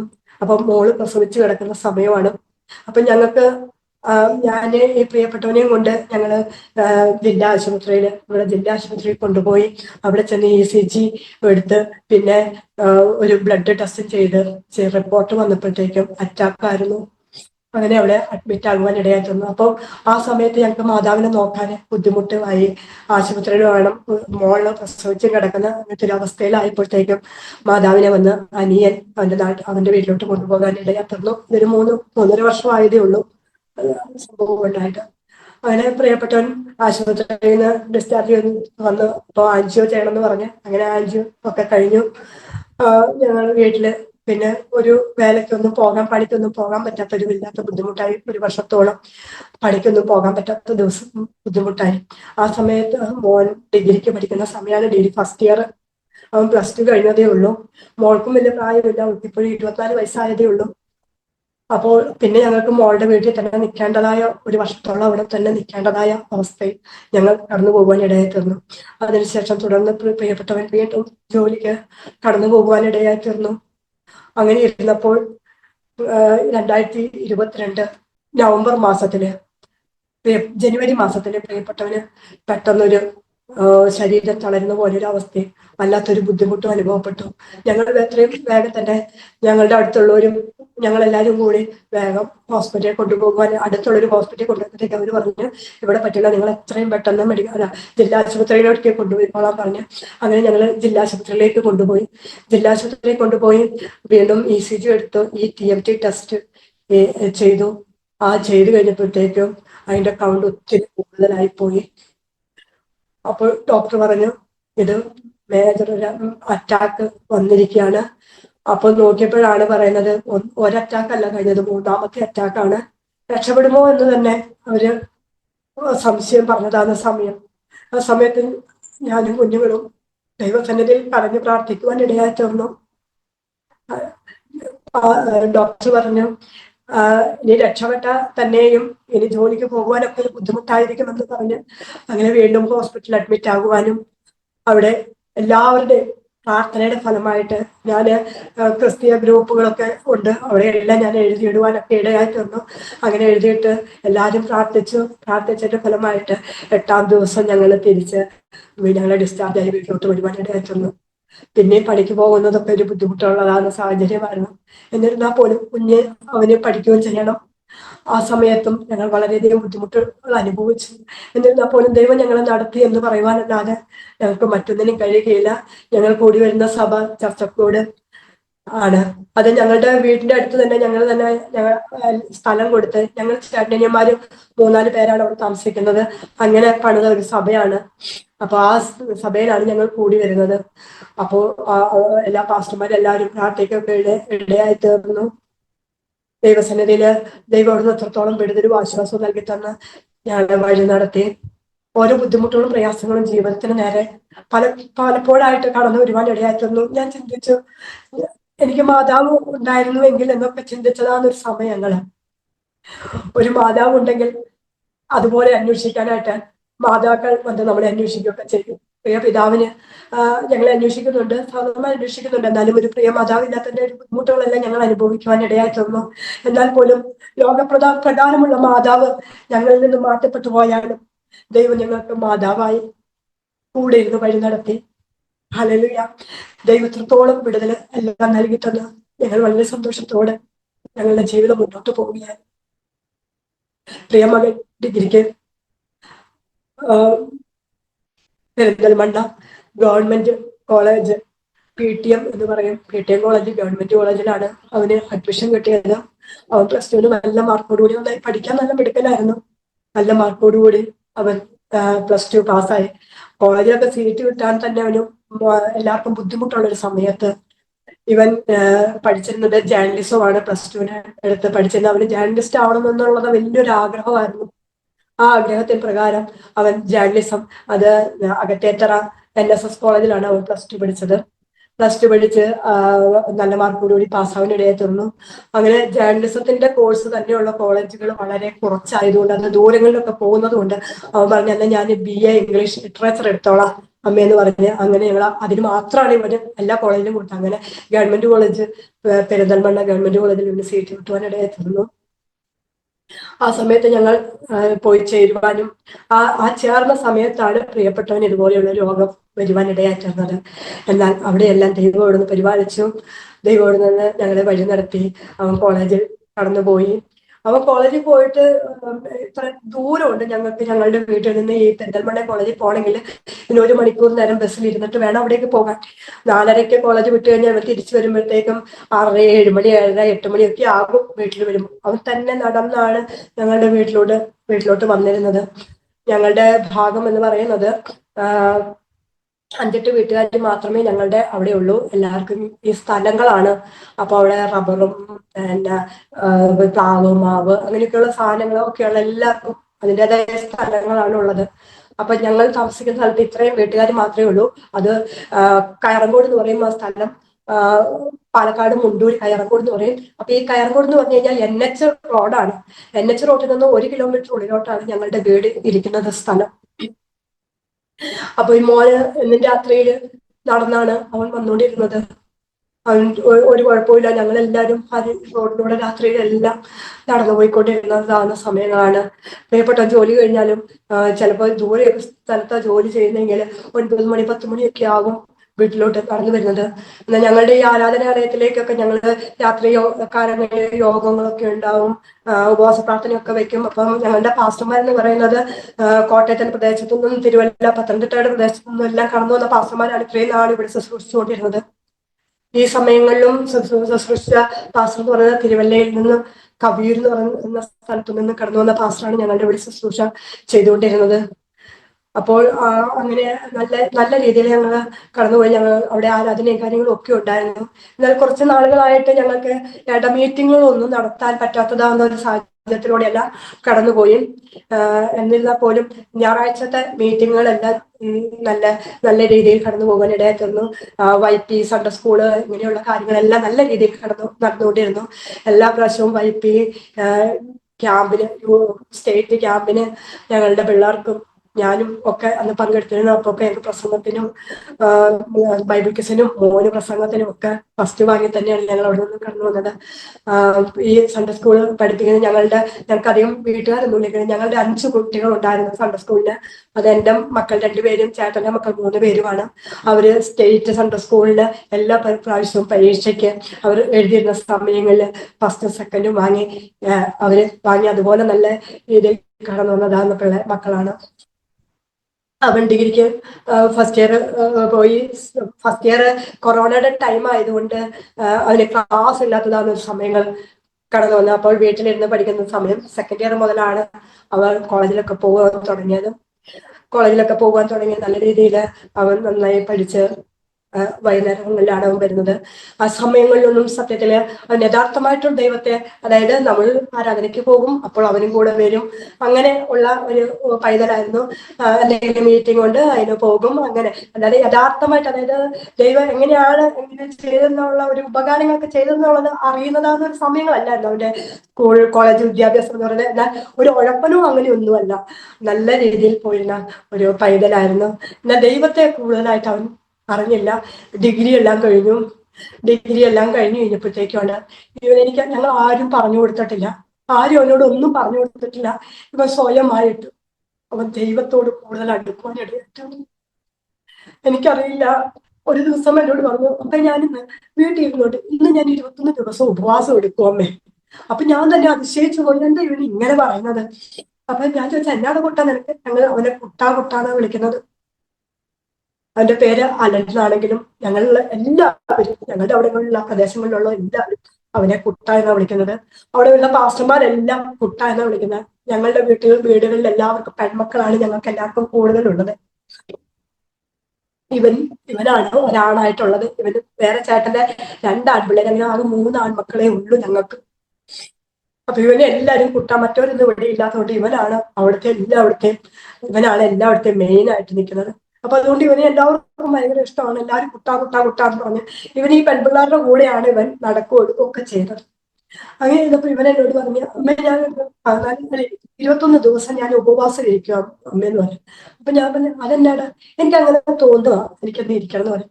അവന് 21 ദിവസം അവന് ഉപവസിച്ച് വീട്ടിൽ നിന്ന് ഭക്ഷണം ഒന്നും കഴിച്ചില്ല. അവന് ഡെയിലി വേദപുസ്തകം വായിച്ച് അവനൊരു നോട്ടും ഒരു പെന്നും എടുത്ത് ഇതിനെല്ലാം നോട്ടെല്ലാം എഴുതി ഓരോ ദിവസം എന്നോട് പറയും, അമ്മേ ഇതാലേ ബൈബിൾ നമ്മളോട് സംസാരിക്കുന്നു പറയുന്നത് ഇതാലേ എന്ന് പറയും. ഞാൻ ചോദിച്ചാൽ എന്താടാ? അമ്മ അപ്പോസ്തല പ്രവൃത്തി വായിക്കണം അമ്മേ. ഞാൻ ഫസ്റ്റില് വായിച്ച പുസ്തകം അപ്പോസ്തല പ്രവൃത്തി വായിക്കണോ അമ്മേ, അത് നമ്മോട് സംസാരിക്കും. എനിക്കങ്ങനെ ആ പൗലോസിനെ പോലെ ആവണം എന്ന് എനിക്ക് വലിയ ആഗ്രഹം അമ്മേ. എന്താല്ലേ പൗലോസിന്റെ ജീവിതമൊക്കെ ഒന്ന് ഓർത്ത് നോക്കിക്കേ അമ്മ. അങ്ങനെ ഞാൻ തന്നെ അതിശയിച്ചു പോയി. ഇവൻ ഇതുപോലെയൊക്കെ പറയുന്നത് കേട്ടപ്പോ എനിക്ക് തന്നെ വളരെ അതിശയമായി പോയി. ഇവനെങ്ങനെ ഓരോ ദിവസവും ഇങ്ങനെ വേദപുസ്തകം വായിക്കും, ഇവൻ അതിന്റെ നോട്ട്സ് എഴുതി വെക്കും. അവന് എന്തെങ്കിലും വെളിപ്പാട് കണ്ടു കഴിഞ്ഞാൽ ഉടനെ എന്നോട് പറയും, അമ്മേ ഞാനിങ്ങനെ കണ്ടു കേട്ടോ, അമ്മ റെഡി ആയിക്കോ എന്ന് പറയും. അപ്പൊ ഞാൻ അപ്പോഴൊക്കെ ഞാൻ ചുമ്മാ കളിയാക്കും, നീ ഇപ്പൊ വലിയ ദൈവത്തോടെ അടുത്തല്ലോടാന്നൊക്കെ ഞാൻ ഇങ്ങനെ ചുമ്മാ ഇങ്ങനെ ഇവനൊന്ന് ഇതാക്കാൻ പറയും. അപ്പൊ അവൻ പറയും, ഇല്ല അമ്മ വിചാരിക്കുന്ന പോലെ ഒന്നും അല്ല അമ്മ നമ്മുടെ ജീവിതം എന്നൊക്കെ ഇവൻ എന്നോട് പറയാൻ തുടങ്ങി. അതിനുശേഷം ഇവന് ഇഷ്ടംപോലെ ഒത്തിരി കൂട്ടുകാരുണ്ട് എല്ലായിടത്തും. അപ്പോ ഇവന്റെ കൂട്ടുകാരെല്ലാം ഇവൻ പണ്ട് വിളിക്കുമ്പോഴത്തുള്ളതല്ല, ഇപ്പൊ വിളിക്കുമ്പോൾ ഒത്തിരി മാറ്റങ്ങൾ അവന് കാണാൻ തുടങ്ങി. ഇവൻ കൂട്ടുകാരെല്ലാം വിളിക്കും, പറയും, നമ്മളിനി ഇങ്ങനെ ആയാൽ പോരാട്ടോ, ഇതൊന്നും പോരാ എന്ന് പറഞ്ഞ് ഇവരോട് സുവിശേഷം പറയാൻ തുടങ്ങി. അതൊക്കെ കണ്ടപ്പോ എനിക്ക് ഭയങ്കര അതിശയമായിപ്പോയി. അപ്പൊ ഇവൻ ഓരോ വീടുകളിൽ, ഞങ്ങളുടെ എല്ലാ വീടുകളിലും ചെന്ന് ഇവൻ അവിടെ എന്തുകൊണ്ട് വിശേഷം എന്ന് ചോദിക്കില്ല, ഇവൻ സുവിശേഷമാണ് എല്ലാവരോടും പറയുന്നത്. നമ്മൾ ഇങ്ങനെ ആയാൽ പോരാ, അങ്ങനെ ആയാൽ പോരാ എന്നൊക്കെ പറയും. എന്നോട് പറയും, അമ്മയുടെ കുശുമ്പും മുല്ലായ്മയും ഒക്കെ നിർത്തി അമ്മ ദൈവത്തോട് അടുക്കണം കേട്ടോ. ഇതൊക്കെ എന്നോടും ഇങ്ങനെ പറയും. എന്നോടല്ല ഇങ്ങനെ പറയാൻ പറ്റുള്ളൂ, അപ്പൊ അവൻ മറ്റുള്ളവരോട് പറയില്ല, എന്നോട് ഇങ്ങനെയൊക്കെ പറയും. എനിക്ക് വളരെ അതിശയായി. ഇവന് അവിടങ്ങളിൽ ഒത്തിരി കൂട്ടുകാരുണ്ട്. അപ്പം 2006 എനിക്കൊരു ആഗ്രഹം, ഞങ്ങളുടെ വീട്ടിൽ തെങ്ങൊക്കെ ഉള്ളത് കൊണ്ട് തെങ്ങ് കയറാൻ വിളിച്ചു കഴിഞ്ഞാൽ ഒരാളെയും കിട്ടത്തില്ല. അപ്പൊ എനിക്കൊരാഗ്രഹം എന്നാൽ തെങ്ങ് കയറ്റം പിടിച്ചാലോ എന്ന് കരുതി ഞാൻ അങ്ങനെ തെങ്ങ് കയറ്റം പിടിച്ച് എനിക്കൊരു മെഷീനൊക്കെ കിട്ടി. ഞാൻ 2006 മുണ്ടൂർ പഞ്ചായത്തിലെ ഏറ്റവും അടുത്ത തെങ്ങ് കയറുന്ന ഒരു വനിത വ്യക്തി ഞാനായി മാറി. അങ്ങനെ ഞാൻ തെങ്ങുകയറ്റം പഠിച്ചു. ഞാൻ എവിടെയെങ്കിലും തെങ്ങ് കയറാനായിട്ട് പോകും. അങ്ങനെ ഇവൻ കുഞ്ഞാണല്ലോ, ഇവനെ ഞാൻ തെങ്ങ് കയറ്റം പഠിപ്പിക്കുവാൻ ഇടയായി തീർന്നു. തെങ്ങ് കയറ്റം പഠിപ്പിച്ച് പിന്നീട് ആ തെങ്ങ് കയറുന്ന മെഷീൻ ഇവനാണ് ഉപയോഗിച്ച് ഇവൻ കോളേജിൽ പോകുവാനുള്ള പൈസകളെല്ലാം തെങ്ങ് കയറി എല്ലാ ഞായറാഴ്ച ദിവസങ്ങളിൽ ഉച്ച കഴിഞ്ഞ് ഇവൻ തെങ്ങ് കയറാൻ പോകും. അങ്ങനെ പൈസകളെല്ലാം കിട്ടി സ്വരൂപിച്ച് അവന്റെ കാര്യങ്ങൾ ഞങ്ങളോട് വണ്ടിക്കൂലി പോലും താങ്ങിക്കാതെ അവൻ തെങ്ങ് കയറുന്ന പൈസ ഉപയോഗിച്ച് അവൻ കോളേജിലൊക്കെ പോകാനിടയായി തീർന്നു. അവൻ ഈ കുറച്ച് നാളുകളായിട്ട്, ഒരു വർഷത്തോളമായി അവൻ 2023 അവൻ ഒരു ചെറിയൊരു ജോലിക്ക് കടന്നു പോകാനിടയായിരുന്നു. ഞങ്ങളുടെ വീടിന്റെ തൊട്ടടുത്ത് തന്നെ. ആ ജോലി എന്ന് പറയുന്നത് അവിടെ അവന് വെറുതെ ഇരുന്ന് കണക്കുകൾ എഴുതാൻ മാത്രമേ ഉള്ളൂ. അത് ജനല്, സിമെന്റ്, കട്ടള ഇതൊക്കെ കൊടുക്കുന്ന ഒരു കടയാണ്. അവിടെ വേറെ ആൾക്കാർ ആരുമില്ല, ഇത് മാത്രമേ ഉള്ളൂ, ഇവന്റെ മുതലാളി മാത്രമേ ഉള്ളൂ. അങ്ങനെ അവിടെ ജോലിക്ക് പോകുവാനായിട്ട് ഇടയായി. അങ്ങനെ അവൻ ജോലിക്ക് പോയിക്കൊണ്ടിരുന്നപ്പം എനിക്ക് ഈ ശ്വാസം മുട്ടലിൻ്റെതാകുന്ന അസുഖം ഉള്ളത് കൊണ്ട് ഞാൻ മിക്കപ്പോഴും എനിക്ക് ഇങ്ങനെ ഓരോ അസുഖം വന്ന് ഞാൻ ഹോസ്പിറ്റലിൽ അഡ്മിറ്റ് ആകുന്ന സമയങ്ങളുണ്ട്. അപ്പോൾ ഞാൻ ആശുപത്രിയിൽ അന്ന് എനിക്ക് ശ്വാസം മുട്ടായി. ഇവനാണ് എന്നെ മോനാണ് എന്നെ ഹോസ്പിറ്റലിൽ കൊണ്ടുപോയത്. ഹോസ്പിറ്റലിൽ കൊണ്ടുപോയി ഞങ്ങൾ ഒരു ദിവസം മുഴുവനും, അതായത് രാവിലെ കൊണ്ടുപോയി വൈകുന്നേരം കൊണ്ടുപോയി, അന്ന് രാത്രി നേരം വെളുക്കുന്നത് വരെ ആശുപത്രിയിൽ ഒബ്സർവേഷനിൽ ഇരുന്ന് ഞങ്ങൾ വെളുപ്പിനെയാണ് പോകുന്നത്. അപ്പോൾ ഇവൻ ജോലിക്ക് രാവിലെ എഴുന്നേറ്റ് വീട്ടിൽ നിന്ന് ഒന്നും കഴിക്കാതെ അവൻ ജോലിക്ക് കടന്നുപോയി. ജോലിക്ക് പോയപ്പോഴത്തേക്ക് അവൻ ഉച്ചയ്ക്ക് ചോറ് വാങ്ങിക്കാനായിട്ടും വണ്ടി എടുത്തുകൊണ്ട് പോയതാണ്. ചോറ് വാങ്ങി തിരിച്ചു വരുന്ന സമയത്ത് ഇവന് പെട്ടെന്നൊരു തലകറക്കം പോലെ, BP ലോ ആയിപ്പോയി, തലകറക്കം പോലെ വന്ന് അവന്റെ വണ്ടി മൊത്തം നടുക്കിൽ, അത് NH റോഡാണ്, ആ റോഡിന്റെ നടുവിൽ നിന്ന് ഇവൻ തലകറക്കി വീണ്. എതിരെ വന്ന ഒരു പിക്കപ്പ് വാൻ വന്നിട്ട് ഇവന്റെ വണ്ടിയെ ഇടിച്ച് ഇവർ തെറിച്ച് വീണ്. അവൻ ഹെൽമെറ്റ് വെച്ചിട്ടുണ്ടായിരുന്നു. അവിടെ അന്ന് എന്റെ കൊച്ചി ഈ ഭൂമിയിൽ നിന്ന് മാറ്റപ്പെടേണ്ടതായിരുന്നു. അന്ന് ഞാന് വീട്ടില് ഈ സമയത്ത് വിശ്രമിക്കുന്ന സമയമാണ്. എനിക്കൊരു അസുഖമായിട്ട് എന്നോട് ഇവര് പറഞ്ഞില്ല. അങ്ങനെ മോളോടൊക്കെ വിളിച്ചു പറഞ്ഞ് അവര് വേഗം ഹോസ്പിറ്റലിൽ ജില്ലാ ആശുപത്രി കൊണ്ടുപോയപ്പോഴേക്ക് അവര് പറഞ്ഞ് ന്യൂറോ സർജൻ ഈ സമയത്ത് ഇവിടെ ഇല്ല, അപ്പൊ നിങ്ങൾ ന്യൂറോ സർജൻ ഉള്ളിടത്ത് നിങ്ങൾ വേഗം കൊണ്ടുപോകാൻ നല്ലത് എന്ന് പറയുന്നതിനിടയായിട്ട് അങ്ങനെ അവരെ ന്യൂറോ സർജൻ ഉള്ള ഹോസ്പിറ്റലിൽ, ഇവിടെ ജയ എന്ന് പറഞ്ഞ ഹോസ്പിറ്റൽ പാലക്കാട് ഉണ്ടായി, അവിടെ കൊണ്ടുവന്ന് അപ്പോഴേക്കുമാണ് ഞാൻ അറിയുന്നത്. അപ്പോൾ ഹസ്ബൻഡിന് ജോലി ഒന്നും ചെയ്യാൻ പറ്റാത്തൊരു സമയങ്ങളായിരുന്നല്ലോ. അപ്പം ആള് അഹല്യ എന്നുള്ള ഹോസ്പിറ്റലിൽ അവിടെ സെക്യൂരിറ്റി ആയിട്ട് ജോലിക്ക് പോകുന്ന സമയമായിരുന്നു. അപ്പൊ സെക്യൂരിറ്റി ആയിട്ട് പോയി. അപ്പൊ ആളെയും വിളിച്ചു പറഞ്ഞ് അങ്ങനെ ഞങ്ങൾ ചെന്ന് നോക്കിയപ്പോ മുഴുവൻ മുറിവും കാണാൻ പറ്റാത്ത ഒരു സ്റ്റേജിലാണ് കുഞ്ഞിനെ കാണുവാനിടയായി തീർന്നത്. അന്ന് വളരെയധികം വിഷമം അനുഭവിച്ചു. ഞാന് ഈ പറഞ്ഞ പോലെ എനിക്ക് കുറെ ക്രിസ്ത്യൻ ഗ്രൂപ്പുകളോട് ഞാൻ അവിടെ എല്ലാം എഴുതിയിട്ട് പ്രാർത്ഥിക്കുവാനിടയായി തീർന്നു. അതിന്റെ ഫലമായിട്ട് അവന്റെ തലയുടെ ഒരു വശത്തെ ഞരമ്പ് അത് ബ്ലോക്കായി എന്ന് പറയാൻ എന്നാലും മരുന്ന് കഴിച്ചാൽ മതി എന്ന് പറഞ്ഞു. എന്നാൽ അതിനുശേഷം അവന് യാതൊരു കുഴപ്പവും ഉണ്ടായില്ല. ഇത് കൊറോണയുടെ സമയത്താണ് എനിക്ക് പെട്ടെന്ന് ഒരു കൊറോണ വന്നു. പ്രിയ പൈതലിനും കൊറോണ വന്നു. ഞങ്ങളെ ആ സമയത്ത് നമ്മളെ ക്വാറന്റൈനിൽ ഇരുത്തും. അങ്ങനെ പാലക്കാട് വിക്ടോറിയ കോളേജിന്റെ ഹോസ്റ്റലിലാണ് ഞങ്ങളെ ക്വാറന്റൈനിൽ എത്തിയത്. അവിടെ ചെന്നപ്പോഴത്തേക്ക് എനിക്ക് ഈ ശ്വാസം മുട്ടുള്ളത് കൊണ്ട് എനിക്കിത് വല്ലാതെ കൂടിപ്പോയി. അപ്പോൾ ഉടനെ തന്നെ അവിടുത്തെ ഡോക്ടർമാർ പറഞ്ഞ് ജില്ലാ ആശുപത്രിയിലേക്ക് കൊണ്ടുപോകണം. അങ്ങനെ ആംബുലൻസിൽ ഇവനെയും കൂട്ടി എന്നെ ജില്ലാ ആശുപത്രിയിൽ കൊണ്ടുപോകാനിടയായി. അവിടെ ചെന്നപ്പോൾ എനിക്ക് ശ്വാസം മുട്ട് വല്ലാതെ കൂടുതലായി. എനിക്ക് പിന്നെ എന്റെ ഓക്സിജൻ ലെവൽ എല്ലാം താഴ്ന്നു പോയി. എനിക്ക് സംസാരിക്കാൻ പോലും മേലാത്തൊരവസ്ഥ, ഒരു ക്രിട്ടിക്കൽ സ്റ്റേജിൽ ഞാൻ കടന്നു പോകുവാൻ ഇടയായി. അപ്പോഴും ഞാൻ ഈ ഗ്രൂപ്പിലോട്ടൊക്കെ എല്ലാവരോടും എനിക്ക് സംസാരിക്കാനൊന്നും പറ്റില്ല. അപ്പൊ മോനോട് പറഞ്ഞിട്ട് ഞാൻ ഇവരോടൊക്കെ വിളിച്ചു പറയുവാൻ, എല്ലാവരും പ്രാർത്ഥിക്കുവാനിടയായി. സത്യത്തിൽ അന്ന് ഞാനും ഈ ലോകത്തുനിന്ന് മാറ്റപ്പെടേണ്ടതാകുന്ന ഒരു സമയമായിരുന്നു. ആ സമയത്ത് എല്ലാവരുടെയും പ്രാർത്ഥനയുടെ ഫലമായിട്ട് ഞാൻ നോക്കുമ്പോൾ ആ വാർഡിൽ മുഴുവനും എല്ലാവരും ഈ അസുഖം ബാധിച്ച് വളരെ ക്രിട്ടിക്കൽ സ്റ്റേജിൽ കിടക്കുമ്പോൾ എന്റെ അടുത്ത് കിടക്കുന്നവരും ഇപ്പുറത്ത് കിടക്കുന്നവരും ഒക്കെ നിമിഷ നേരത്തിനുള്ളിൽ മരിച്ചു പോകുന്നതാകുന്ന ഒരു സന്ദർഭമാണ് കണ്ടിരുന്നത്. ആ സമയത്ത് എനിക്ക് ഭയങ്കര പേടിയായി. ഇപ്പൊ മോനാണ് എന്റെ കൂടെ നിന്നത്. അവൻ പറഞ്ഞു, അമ്മ മരിച്ചു പോയാ എന്നാ, ഞങ്ങൾ കൊണ്ടുപോയി കുഴിച്ചിടും. പിന്നെ അത് കഴിഞ്ഞാൽ ഒന്നുമില്ലെന്നപ്പോ ഇവൻ എന്തിങ്ങനെ കളിയാക്കിയൊക്കെ ഇങ്ങനെ പറയാം, എന്നെ പേടിപ്പിക്കാതിരിക്കാനായിട്ടൊക്കെ പറയാം. ഓ അതിനെന്തിനാ അമ്മ പേടിക്കുന്ന, അങ്ങനെ ഇങ്ങനെയൊക്കെ എന്നോട് ഇങ്ങനെ ഓരോന്ന് പറയുകയും ചിരിക്കുകയും ഒക്കെ ചെയ്യും. അങ്ങനെ വളരെ ക്രിട്ടിക്കൽ സ്റ്റേജിൽ ഞാൻ ഈ ലോകത്ത് ഉണ്ടാകുമോ എന്ന് പോലും എല്ലാരും ഭയന്നതാവുന്ന ഒരു സമയം. ആ സമയത്ത് ദൈവം അതിശയമായി വിടുവിച്ച് എന്നെ ഇവിടെ കൊണ്ടുവന്ന് നിർത്തി. അതിന്റെ മധ്യേയും ദൈവം എന്നെ നടത്തി. അത് കഴിഞ്ഞിട്ട് പിന്നെ വീണ്ടും എനിക്ക് ഒരു ശ്വാസം മുട്ടല്, ഒരു വല്ലാത്ത സ്റ്റേജിൽ കടന്നു പോകുവാനിടയായി.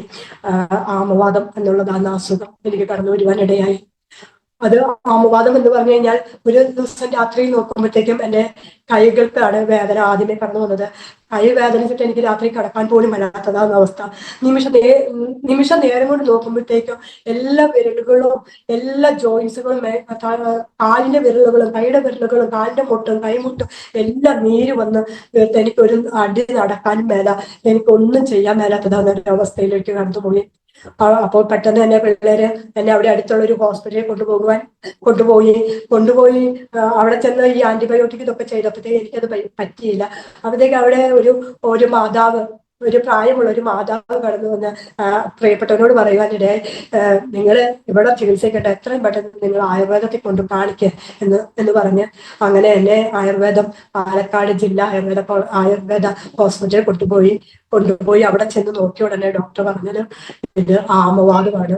നിമിഷ നേരം കൊണ്ട് എന്നെ ഒരാൾ നോക്കുന്ന പോലും എനിക്ക് വേദനയായി തീർന്നു. അതുപോലത്തെ ഒരു അവസ്ഥ എന്ന് പറഞ്ഞു കഴിഞ്ഞാൽ വേദന കാരണം എനിക്കിനി ജീവിക്കണമെന്ന് പോലും തോന്നിപ്പോയതാന്ന ഒരു സമയമായിരുന്നു ഈ ആമവാദം വന്നിട്ട്.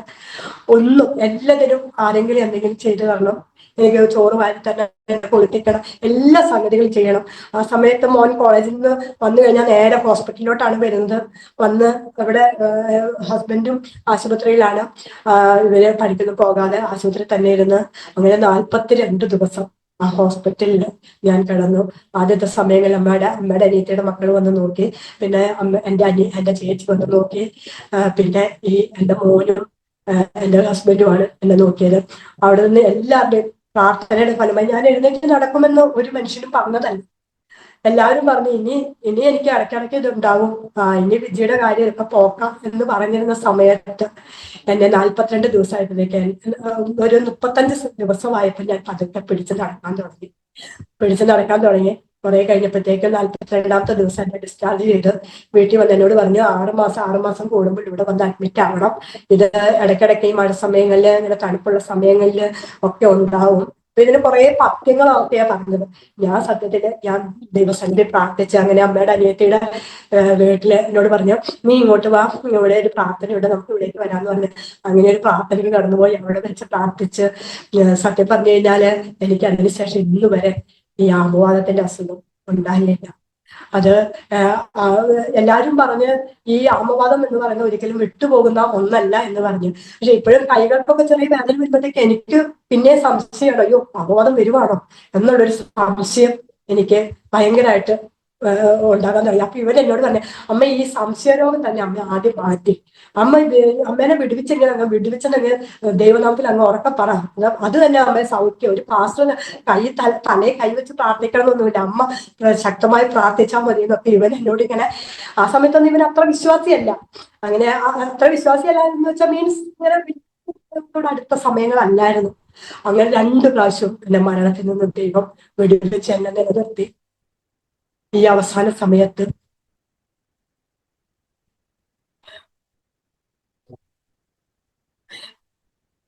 ഡിഗ്രി കഴിഞ്ഞതാവുന്ന സമയം പ്രിയ വൈദ്യര് പറഞ്ഞു, അമ്മേ എനിക്ക് എന്തെങ്കിലും ഒരു ജോലി വേണമല്ലോ.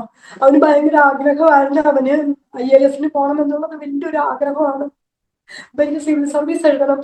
അപ്പൊ ആ സമയമൊക്കെ ആകുമ്പോഴത്തേക്കും ദൈവത്തോട് വല്ലാതെ അടുത്ത സമയങ്ങളാണ്. അപ്പം ഈ 2024 ഒരു കൺവെൻഷൻ പോലും ഞങ്ങൾ മുടക്കിയില്ല. എല്ലാ കൺവെൻഷനിലും എന്നെയും കൊണ്ട് ഞാനും അവനും മാത്രമേ പോകത്തുള്ളൂ. ഞങ്ങളുടെ ഒരു ഇച്ചിരി ഉള്ള ഏരിയ ആയതുകൊണ്ട് നടന്നു പോകാനൊക്കെ പാടായതുകൊണ്ട് ഇവനും ഞാനും തച്ചമ്പാറ, തോണി, അകത്തേത്തറ, കരിമ്പ ഇങ്ങനെയുള്ള സ്ഥലങ്ങളിലുള്ള എല്ലാം നടന്ന നമ്മുടെ കൺവെൻഷൻ അല്ല, ചർച്ചക്കോടി കൺവെൻഷൻ അല്ല, മറ്റുള്ള കൺവെൻഷൻ എല്ലാ കൺവെൻഷനുകളിലും ഞാൻ ഇവനും കൂടെയും പോയി. ഞങ്ങൾ രാത്രി 11 മണിക്ക് ഞങ്ങൾ ഈ വഴി കൂടെ നടന്ന് ഞങ്ങളുടെ വീട്ടിൽ വന്നിട്ടുള്ളതാണ്. ഞങ്ങളിപ്പം നടന്നു പോയ വഴി കൂടെ ഞങ്ങൾ രാത്രി 11 മണിക്ക് ഞങ്ങൾ വർത്താനം പറഞ്ഞ് ഇവന് ഇങ്ങനെ ഭയങ്കര ഇഷ്ടമാണ് ഇങ്ങനെ വർത്താനം പറയുക എന്നുള്ളത് വലിയ ഇഷ്ടം അവന്. അപ്പൊ പറയും വണ്ടി കൊണ്ട് പോകണം വണ്ടി കൊണ്ട് പോകണം എന്ന് പറഞ്ഞാൽ നമുക്ക് വർത്താനം പറഞ്ഞ് പോകാം അമ്മയെന്ന് പറഞ്ഞിട്ടാണ് ഈ പോകുന്നത്. അങ്ങനെ ഞങ്ങൾ വർത്തമാനം പറഞ്ഞ് ഞങ്ങൾ അങ്ങനെ ഒരു കൺവെൻഷൻ പോലും, അതാണ് എനിക്ക് ഭയങ്കര അതിശയമായി പോയത്. ഇവന് ഒരു കൺവെൻഷൻ പോലും സമയത്ത് മുടക്കിയിട്ടില്ല. അപ്പൊ ഇവൻ എന്നോട് പറയും, അമ്മേ നോക്കിക്കോ ഈ കാലഘട്ടത്തിൽ നമ്മുടെ കർത്താവ് വരും അമ്മ. അവൻ എന്നോട് പറഞ്ഞു, എന്നെ പ്രത്യാശയിലോട്ട് ഇവൻ തടുപ്പിക്കുമായിരുന്നു ഓരോ സമയങ്ങളിൽ. അങ്ങനെ ഇരുന്നപ്പോഴത്തേക്കും പ്രിയ ഹസ്ബൻഡിന്റെ സഹോദരി, പുള്ളിക്കാരി പുല്ലാടാണ്. അപ്പൊ ഇവനെ വിളിച്ചിട്ട് പറഞ്ഞ, കുട്ട ഇവിടെ 21 ദിവസത്തെ ഉപവാസ പ്രാർത്ഥനയുണ്ട് ഷാജിയൻ പോൾ പാസ്റ്ററുടെ സഭയില്. അപ്പൊ ഇവൻ അഭിഷേകം അന്ന് പ്രാപിച്ചില്ല. അപ്പൊ ഇവൻ ആഗ്രഹമായിരുന്നു, അവൻ അതിനായിരുന്നു പിന്നെ ഇരുന്നത്, എനിക്ക് അഭിഷേകം പ്രാപിക്കണം എന്നുള്ളതാണ്. നീ വരുന്നോ എന്ന് ചോദിച്ചപ്പോ ഇത് കേൾക്കാത്ത പാതി ഇവൻ ഉടനെ തന്നെ ശരി ആന്റി ഞാൻ വരിക എന്ന് പറഞ്ഞു. അങ്ങനെ അവിടെ കഴിഞ്ഞ കൊല്ലം ഇതേ സമയത്ത് അവൻ ഷാജിയൻ പോളിന്റെ സഭയില് 21 ദിവസത്തെ ഉപവാസ പ്രാർത്ഥനയ്ക്ക് പോയി. അവസാനിക്കുന്നതിന്റെ തലേ രാത്രിയിൽ ഇവന് അഭിഷേകം പ്രാപിക്കാനിടയാണ്. അഭിഷേകം പ്രാപിച്ചു കഴിഞ്ഞ ഉടനെ ഞാൻ പോയില്ലല്ലോ, എനിക്ക് ഇങ്ങോട്ട് ഫോൺ വിളിയാ, അമ്മേ ഞാൻ അഭിഷേകം പ്രാപിച്ചമ്മ എന്നും പറഞ്ഞ് എനിക്ക് ഭയങ്കര ഫോൺ വിളി. എന്നിട്ട് ആ വീഡിയോ എനിക്ക് ഇട്ട് തരികയാണ് എന്നിട്ട് അവിടുത്തെ ഇതില്. അപ്പൊ ഇവൻ പറയാം, അമ്മേ എനിക്കറിയില്ല, അത് കെട്ടിക്കഴിഞ്ഞപ്പോ ഞാൻ എന്താ എനിക്ക് ചാടും. നമ്മൾ മനുഷ്യരിങ്ങനെ ചാടും ഇങ്ങനെ കൈകൊട്ടൊക്കെ ചെയ്യുമ്പോൾ നമ്മൾ കളിയാക്കി ചിരിച്ചിട്ടോരല്ലേ, ഞാനൊക്കെ കളിയാക്കിയിരുന്നല്ലേ. പക്ഷെ നമ്മുടെ അനുഭവം വന്നപ്പോ അമ്മയെ എനിക്കത് മനസ്സിലായി. അത് ഭയങ്കര ഒരു സ്പിരിറ്റ് അമ്മയെന്നൊക്കെ പറഞ്ഞ് ഇവൻ എന്നോട് അതിനെക്കുറിച്ച് പറഞ്ഞ്. അപ്പൊ ഞാൻ ഈ കൊറോണ സമയത്തൊക്കെ നമുക്ക് ചർച്ച ഒന്നും ഉണ്ടായിരുന്നില്ല, പ്രാർത്ഥനയൊന്നും ഇല്ലാതിരുന്ന സമയത്ത് ഞാൻ എന്നും വീട്ടിന്റെ ഉള്ളിലിരുന്ന് നമുക്ക് പ്രാർത്ഥിക്കാം എന്ന് പറയുമ്പോഴത്തേക്ക് ഇവരൊക്കെ എന്നോട് കളിയാക്കി പറയും, അമ്മയെ എല്ലാവരെ കുറിച്ച് ദൈവം നേരത്തെ കണ്ടിട്ടുണ്ടല്ലോ ഒരുത്തൻ എങ്ങനെയാണെന്ന്, അപ്പൊ പിന്നെ ദൈവത്തിന് അറിയാമല്ലോ ഞാൻ എങ്ങനെയാണെന്ന്, അപ്പൊ ഞാൻ അങ്ങനെ പ്രാർത്ഥനയ്ക്ക് വരുമെന്നൊക്കെ ഇവനിങ്ങനെ ഇങ്ങനെയൊക്കെ പറഞ്ഞിരുന്ന സമയം ഉണ്ടായിരുന്നു. അങ്ങനെ ഞാൻ തന്നെ ഇരുന്ന് പ്രാർത്ഥിക്കും. ഞാൻ കുഞ്ഞുങ്ങൾക്ക് വേണ്ടി ഇരുന്ന് കരയാനും പ്രാർത്ഥിക്കാനും ഒക്കെ തുടങ്ങി.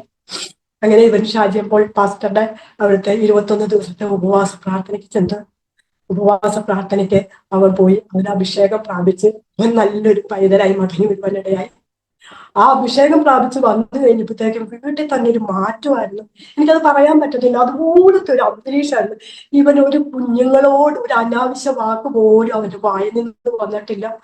ഞാനൊക്കെ അഭിഷേകം പ്രാപിച്ചെന്ന് പറഞ്ഞാൽ നമ്മള് എന്തെങ്കിലും ദേഷ്യം വരുമ്പോൾ തന്നെ നമ്മുടെ വായിൽ നിന്ന് അറിയാതെ ഓരോ വാക്ക് വരും. പക്ഷെ ഇവന്റെ വായിൽ നിന്ന് ഞാൻ എന്തെങ്കിലും വഴക്ക് പറഞ്ഞാൽ പോലും ഇവൻ എന്നെ തിരിച്ചൊന്നും പറയാത്തതാന്നൊരു സമയം. എനിക്കത് തന്നെ വളരെ അതിശയം, ഇതിന് ഭയങ്കര മാറ്റം വന്നല്ലോ എന്നുള്ളതൊരു അതിശയായി. അപ്പൊ ഞങ്ങളുടെ അയൽപക്കക്കാരൊക്കെ പറയും, അയ്യോ കുട്ടൻ ഒത്തിരി മാറിയല്ലോ, പണ്ടത്തെ കുട്ടനെ അല്ലല്ലോ ഇപ്പൊ. അപ്പൊ അവര് കത്തോലിക്കലാണ്. അപ്പൊ അവര് പറഞ്ഞു, അവൻ യേശുവായിട്ട് ഭയങ്കര അടുത്തെന്നാ തോന്നുന്നേ എന്നൊക്കെ അവരിങ്ങനെ പറയും. അപ്പൊ ഞങ്ങളുടെ അവിടങ്ങളിൽ എന്ന് പറഞ്ഞു കഴിഞ്ഞാല് ക്രിസ്ത്യാനികൾ കുറവാണ്, മുഴുവൻ ഹിന്ദുക്കളാണ്. അപ്പൊ ഹിന്ദുക്കൾക്ക് ഇവർക്ക് ഇതൊന്നും അറിയില്ല. അപ്പൊ ഇവരോട് ഇങ്ങനെയൊക്കെ പറയുമ്പോഴത്തേക്ക് ഇവര് നീ അച്ഛന് പിടിക്കാൻ പോവുകയാണോടാ എന്ന് ഇവരിങ്ങനെ ചോദിക്കും. നീ അച്ഛന് പിടിക്കാൻ പോവുക? അപ്പം ഞാനിനി അച്ഛന് പിടിക്കാൻ പോവുക. അവർക്ക് നമ്മുടെ പാസ്റ്റർ എന്നൊന്നും പറഞ്ഞാൽ അവർക്കറിയത്തില്ല. അപ്പൊ ഇവരോടൊക്കെ സുവിശേഷം പറയാൻ തുടങ്ങി. എനിക്ക് അതിശയം വന്നതെന്ന് വെച്ചാൽ ഞങ്ങളൊരു ബസ് സ്റ്റാൻഡിൽ നിൽക്കുകയാണ്, ഞങ്ങൾ ഇവരുടെ പോവുകയാണെങ്കിൽ ഞാനും ഇവനും എപ്പോഴും ഒന്നിച്ചാ. ഞങ്ങളുടെ അവിടുത്തെ പിള്ളേര് ഞങ്ങളെ വിളിക്കുന്ന ടോം ആൻഡ് ജെറി എന്നാ.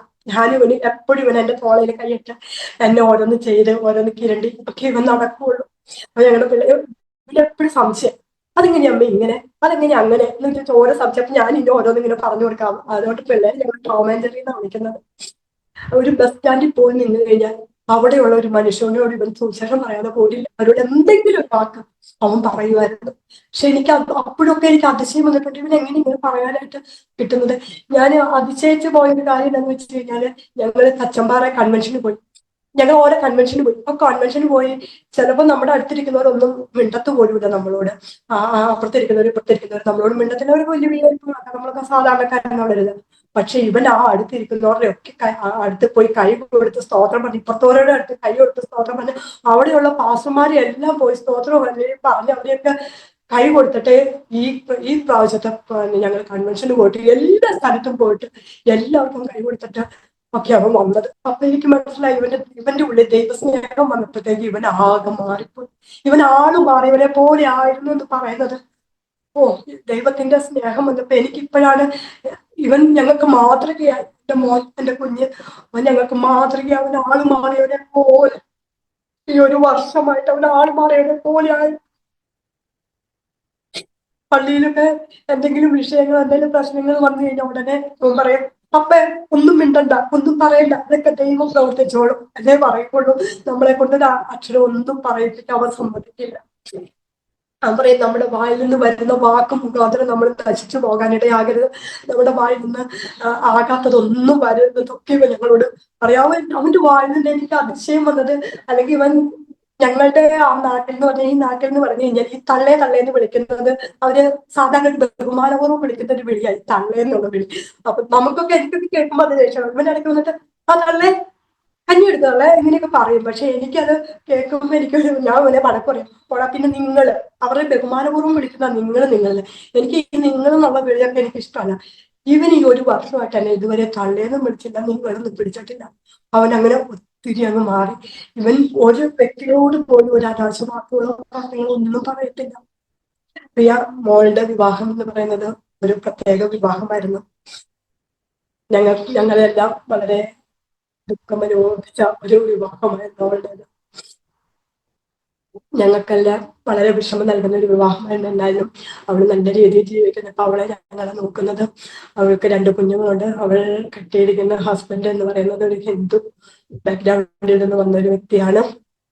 അങ്ങനെയുള്ള ഒരു വിഷയം കാരണം ഞങ്ങൾ കുറെ നാളുകളോളം, 1 വർഷത്തോളം ഞങ്ങൾ മിണ്ടാതൊക്കെ ഇരുന്നതാകുന്ന സമയങ്ങളൊക്കെ ആയിരുന്നു.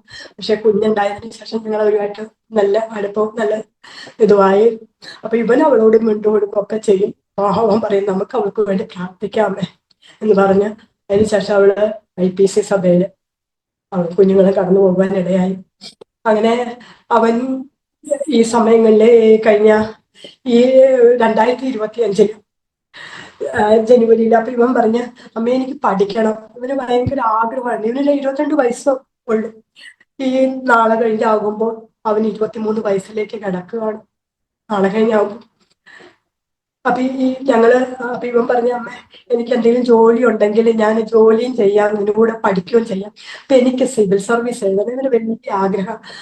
അപ്പൊ എനിക്ക് IAS കോച്ചിങ്ങിന് പോകണം അമ്മേ എന്ന് പറഞ്ഞ് ഇവൻ ഒരു ഇന്റർവ്യൂവിന്, പാലക്കാട് ഒരു ഇന്റർവ്യൂവിന്, ലുലുമാലിൽ ഒരു ഇന്റർവ്യൂ ഉണ്ടെന്ന് പറഞ്ഞ് ഞങ്ങളുടെ അടുത്തൊരു കൊച്ചു വന്ന് പറഞ്ഞ് അങ്ങനെ ആ കൊച്ചിന്റെ കൂടെ പോയി. അവിടുത്തെ ഞങ്ങൾ വിചാരിച്ച പാലക്കാടായിരിക്കും അവന് കിട്ടുന്നതെന്നാണ് വിചാരിച്ചത്. പക്ഷെ അവിടെ ചെന്ന് കഴിഞ്ഞപ്പോഴത്തേക്ക് ആദ്യത്തെ 2-3 ദിവസമൊക്കെ പാലക്കാടായി. അപ്പൊ അവര് പറഞ്ഞ്, കൊല്ലത്ത് ഒരു ലുലുമാൾ ഇപ്പൊ സ്റ്റാർട്ട് ചെയ്യുന്നുണ്ട്, അപ്പം അലനെ നമുക്ക് അങ്ങോട്ട് വിടാമെന്ന് പറഞ്ഞ് അവനും ഞങ്ങളുടെ വീടിന്റെ അടുത്തുള്ള കൊച്ചും വേറൊരു കൊച്ചും കൂടി അങ്ങനെ അവര് കൊല്ലത്തേക്ക് ജനുവരി 15-ാം തീയതി അവൻ പോയി. അവൻ ജനുവരി 15-ാം തീയതി, ഇത്രയും നാളെ എൻ്റെ കൂടെ നിന്നേച്ച് എനിക്ക് ഇവൻ പോയപ്പോൾ എനിക്കുണ്ടായ മാനസിക വിഷമം എന്ന് പറയുന്നത് എനിക്ക് ഭയങ്കര വിഷമമായിരുന്നു. ഇവൻ പോയിട്ട് എനിക്ക് വല്ലാത്ത ദുഃഖവും വല്ലാത്ത പ്രയാസവും ഒക്കെ ആയി. ഞാൻ ഇവനെ വിളിക്കും, എപ്പോഴും വിളിക്കും, കുട്ടാ നീ എന്നെ എടുക്കാ, കുട്ടാ എന്തെടുക്കാന്നൊക്കെ ചോദിക്കുമ്പോ അവൻ പറയും, അമ്മ എന്തിനാ ഇങ്ങനെ വിഷമിക്കുന്നത്, ഞാനൊരു ജോലിക്ക് പോയതല്ലേ, ഞാൻ വരില്ലേ എന്ന് പറഞ്ഞു.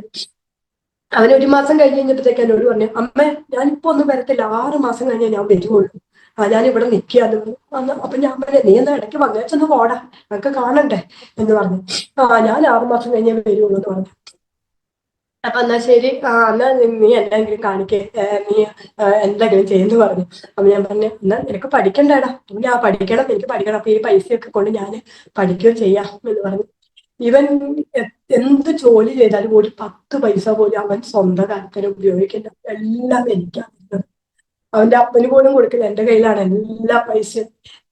അറ്റ്ലീസ്റ്റ് ഒരു തെങ്ങ് കയറാൻ പോയാൽ, ഒരു തെങ്ങ് കയറുന്നതിന് 50 രൂപയുള്ളൂ.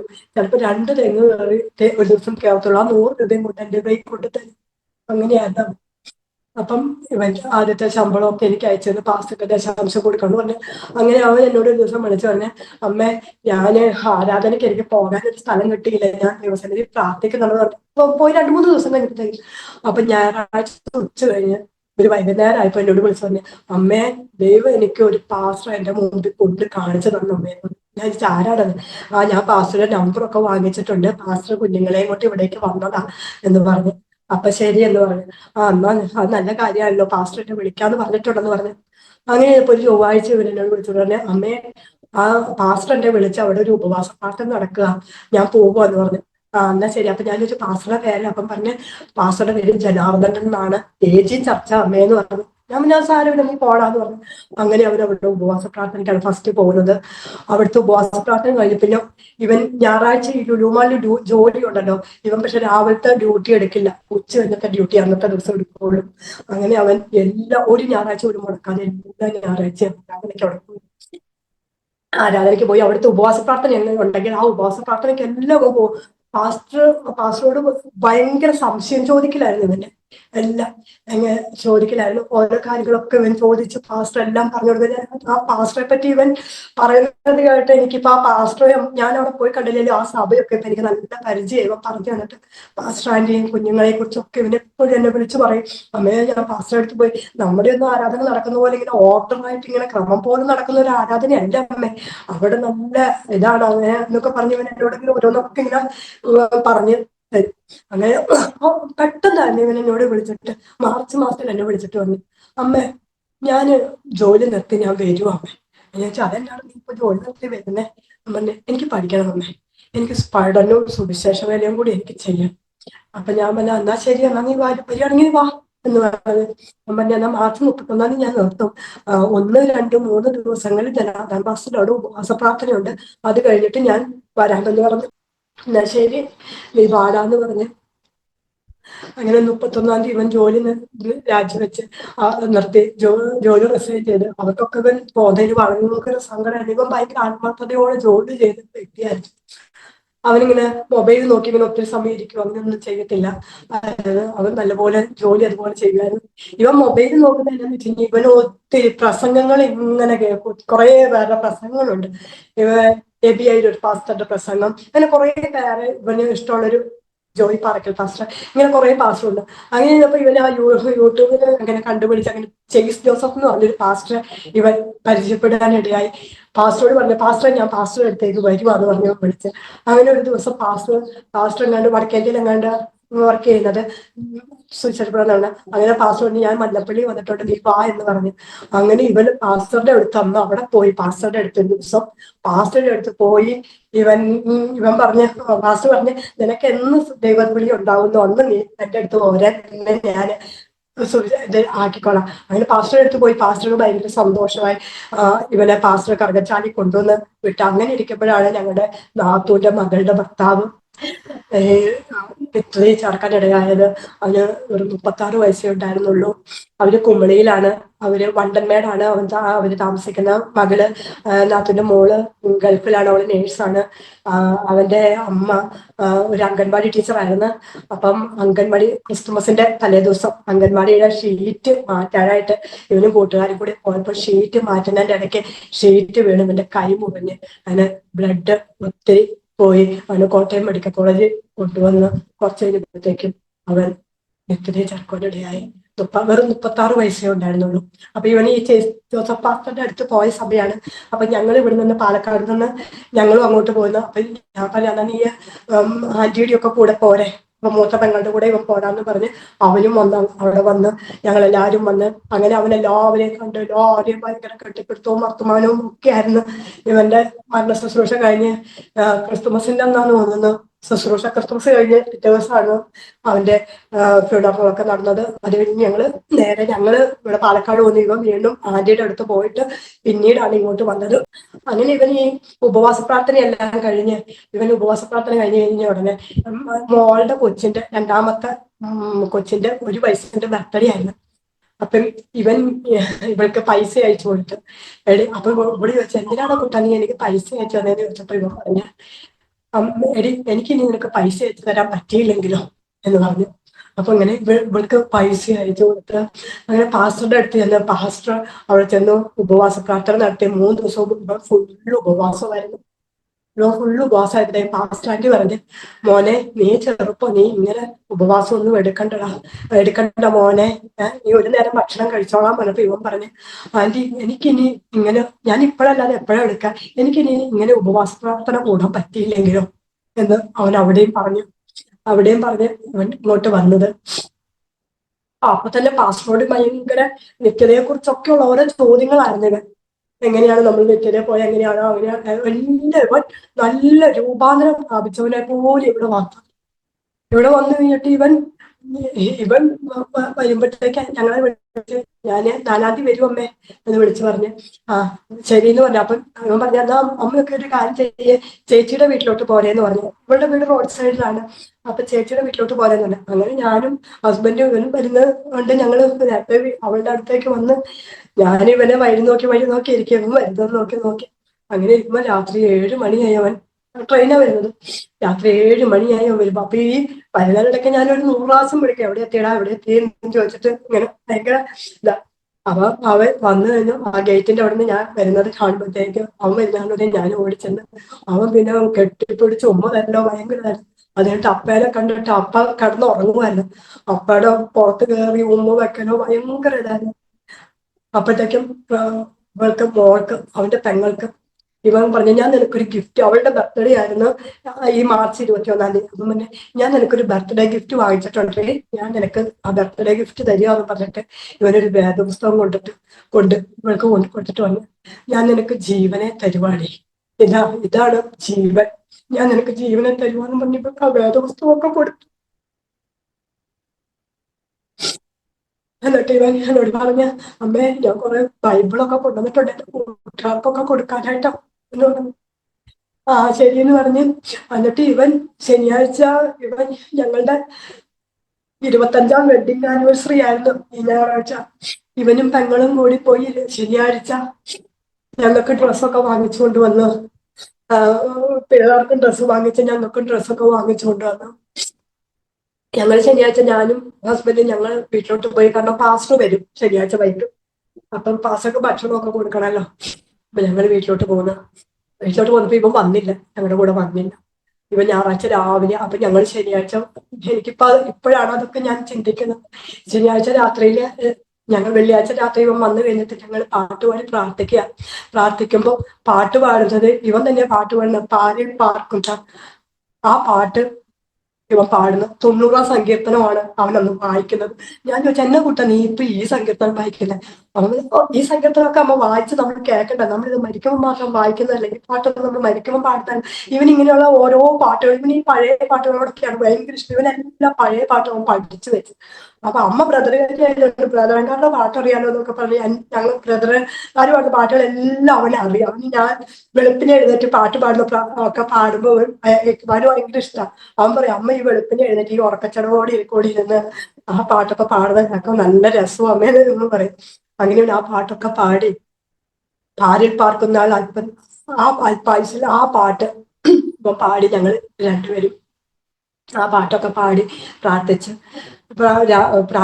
അത് കഴിഞ്ഞിട്ട് ഞായറാഴ്ച ഞങ്ങൾക്ക് രാവിലെ 8 മണിക്കായിരുന്നു ആരാധന.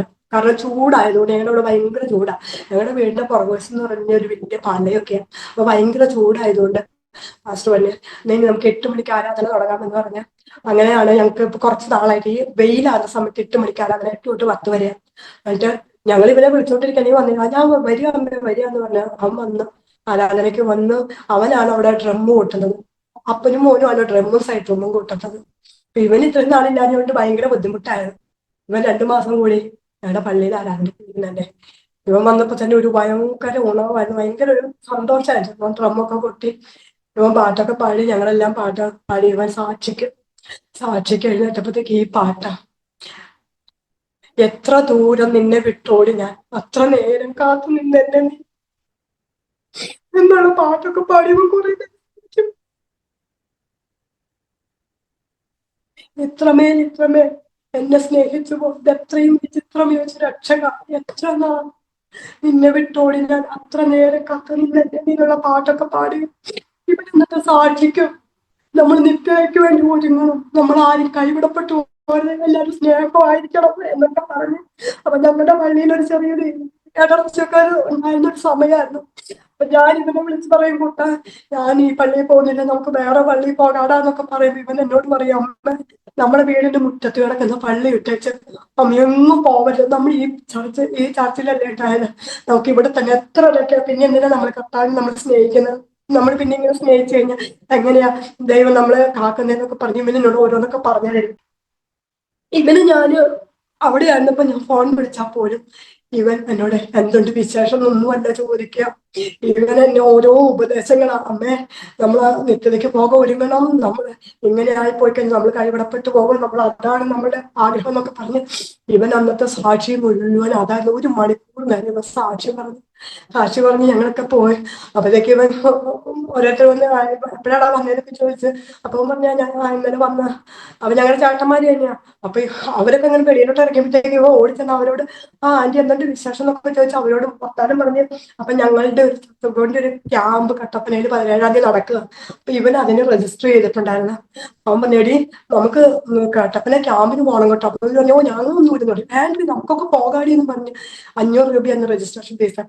നമുക്ക് കൊടുക്കാടി നമുക്ക് പോകാടി എന്ന് പറഞ്ഞ് ഇവരോട് അങ്ങനെ ഇവരൊക്കെ ഭയങ്കരമായിട്ട് പിന്നെ ഇത് ആക്കിയിട്ട് നമുക്ക് പോകാമെന്ന് പറഞ്ഞു. അങ്ങനെ ഞാൻ വീട്ടിൽ വന്നപ്പോ പാസ്റ്റർക്ക് ഞങ്ങളുടെ വീട്ടിലായിരുന്നു ഫുഡ് കൊടുക്കുന്നത്.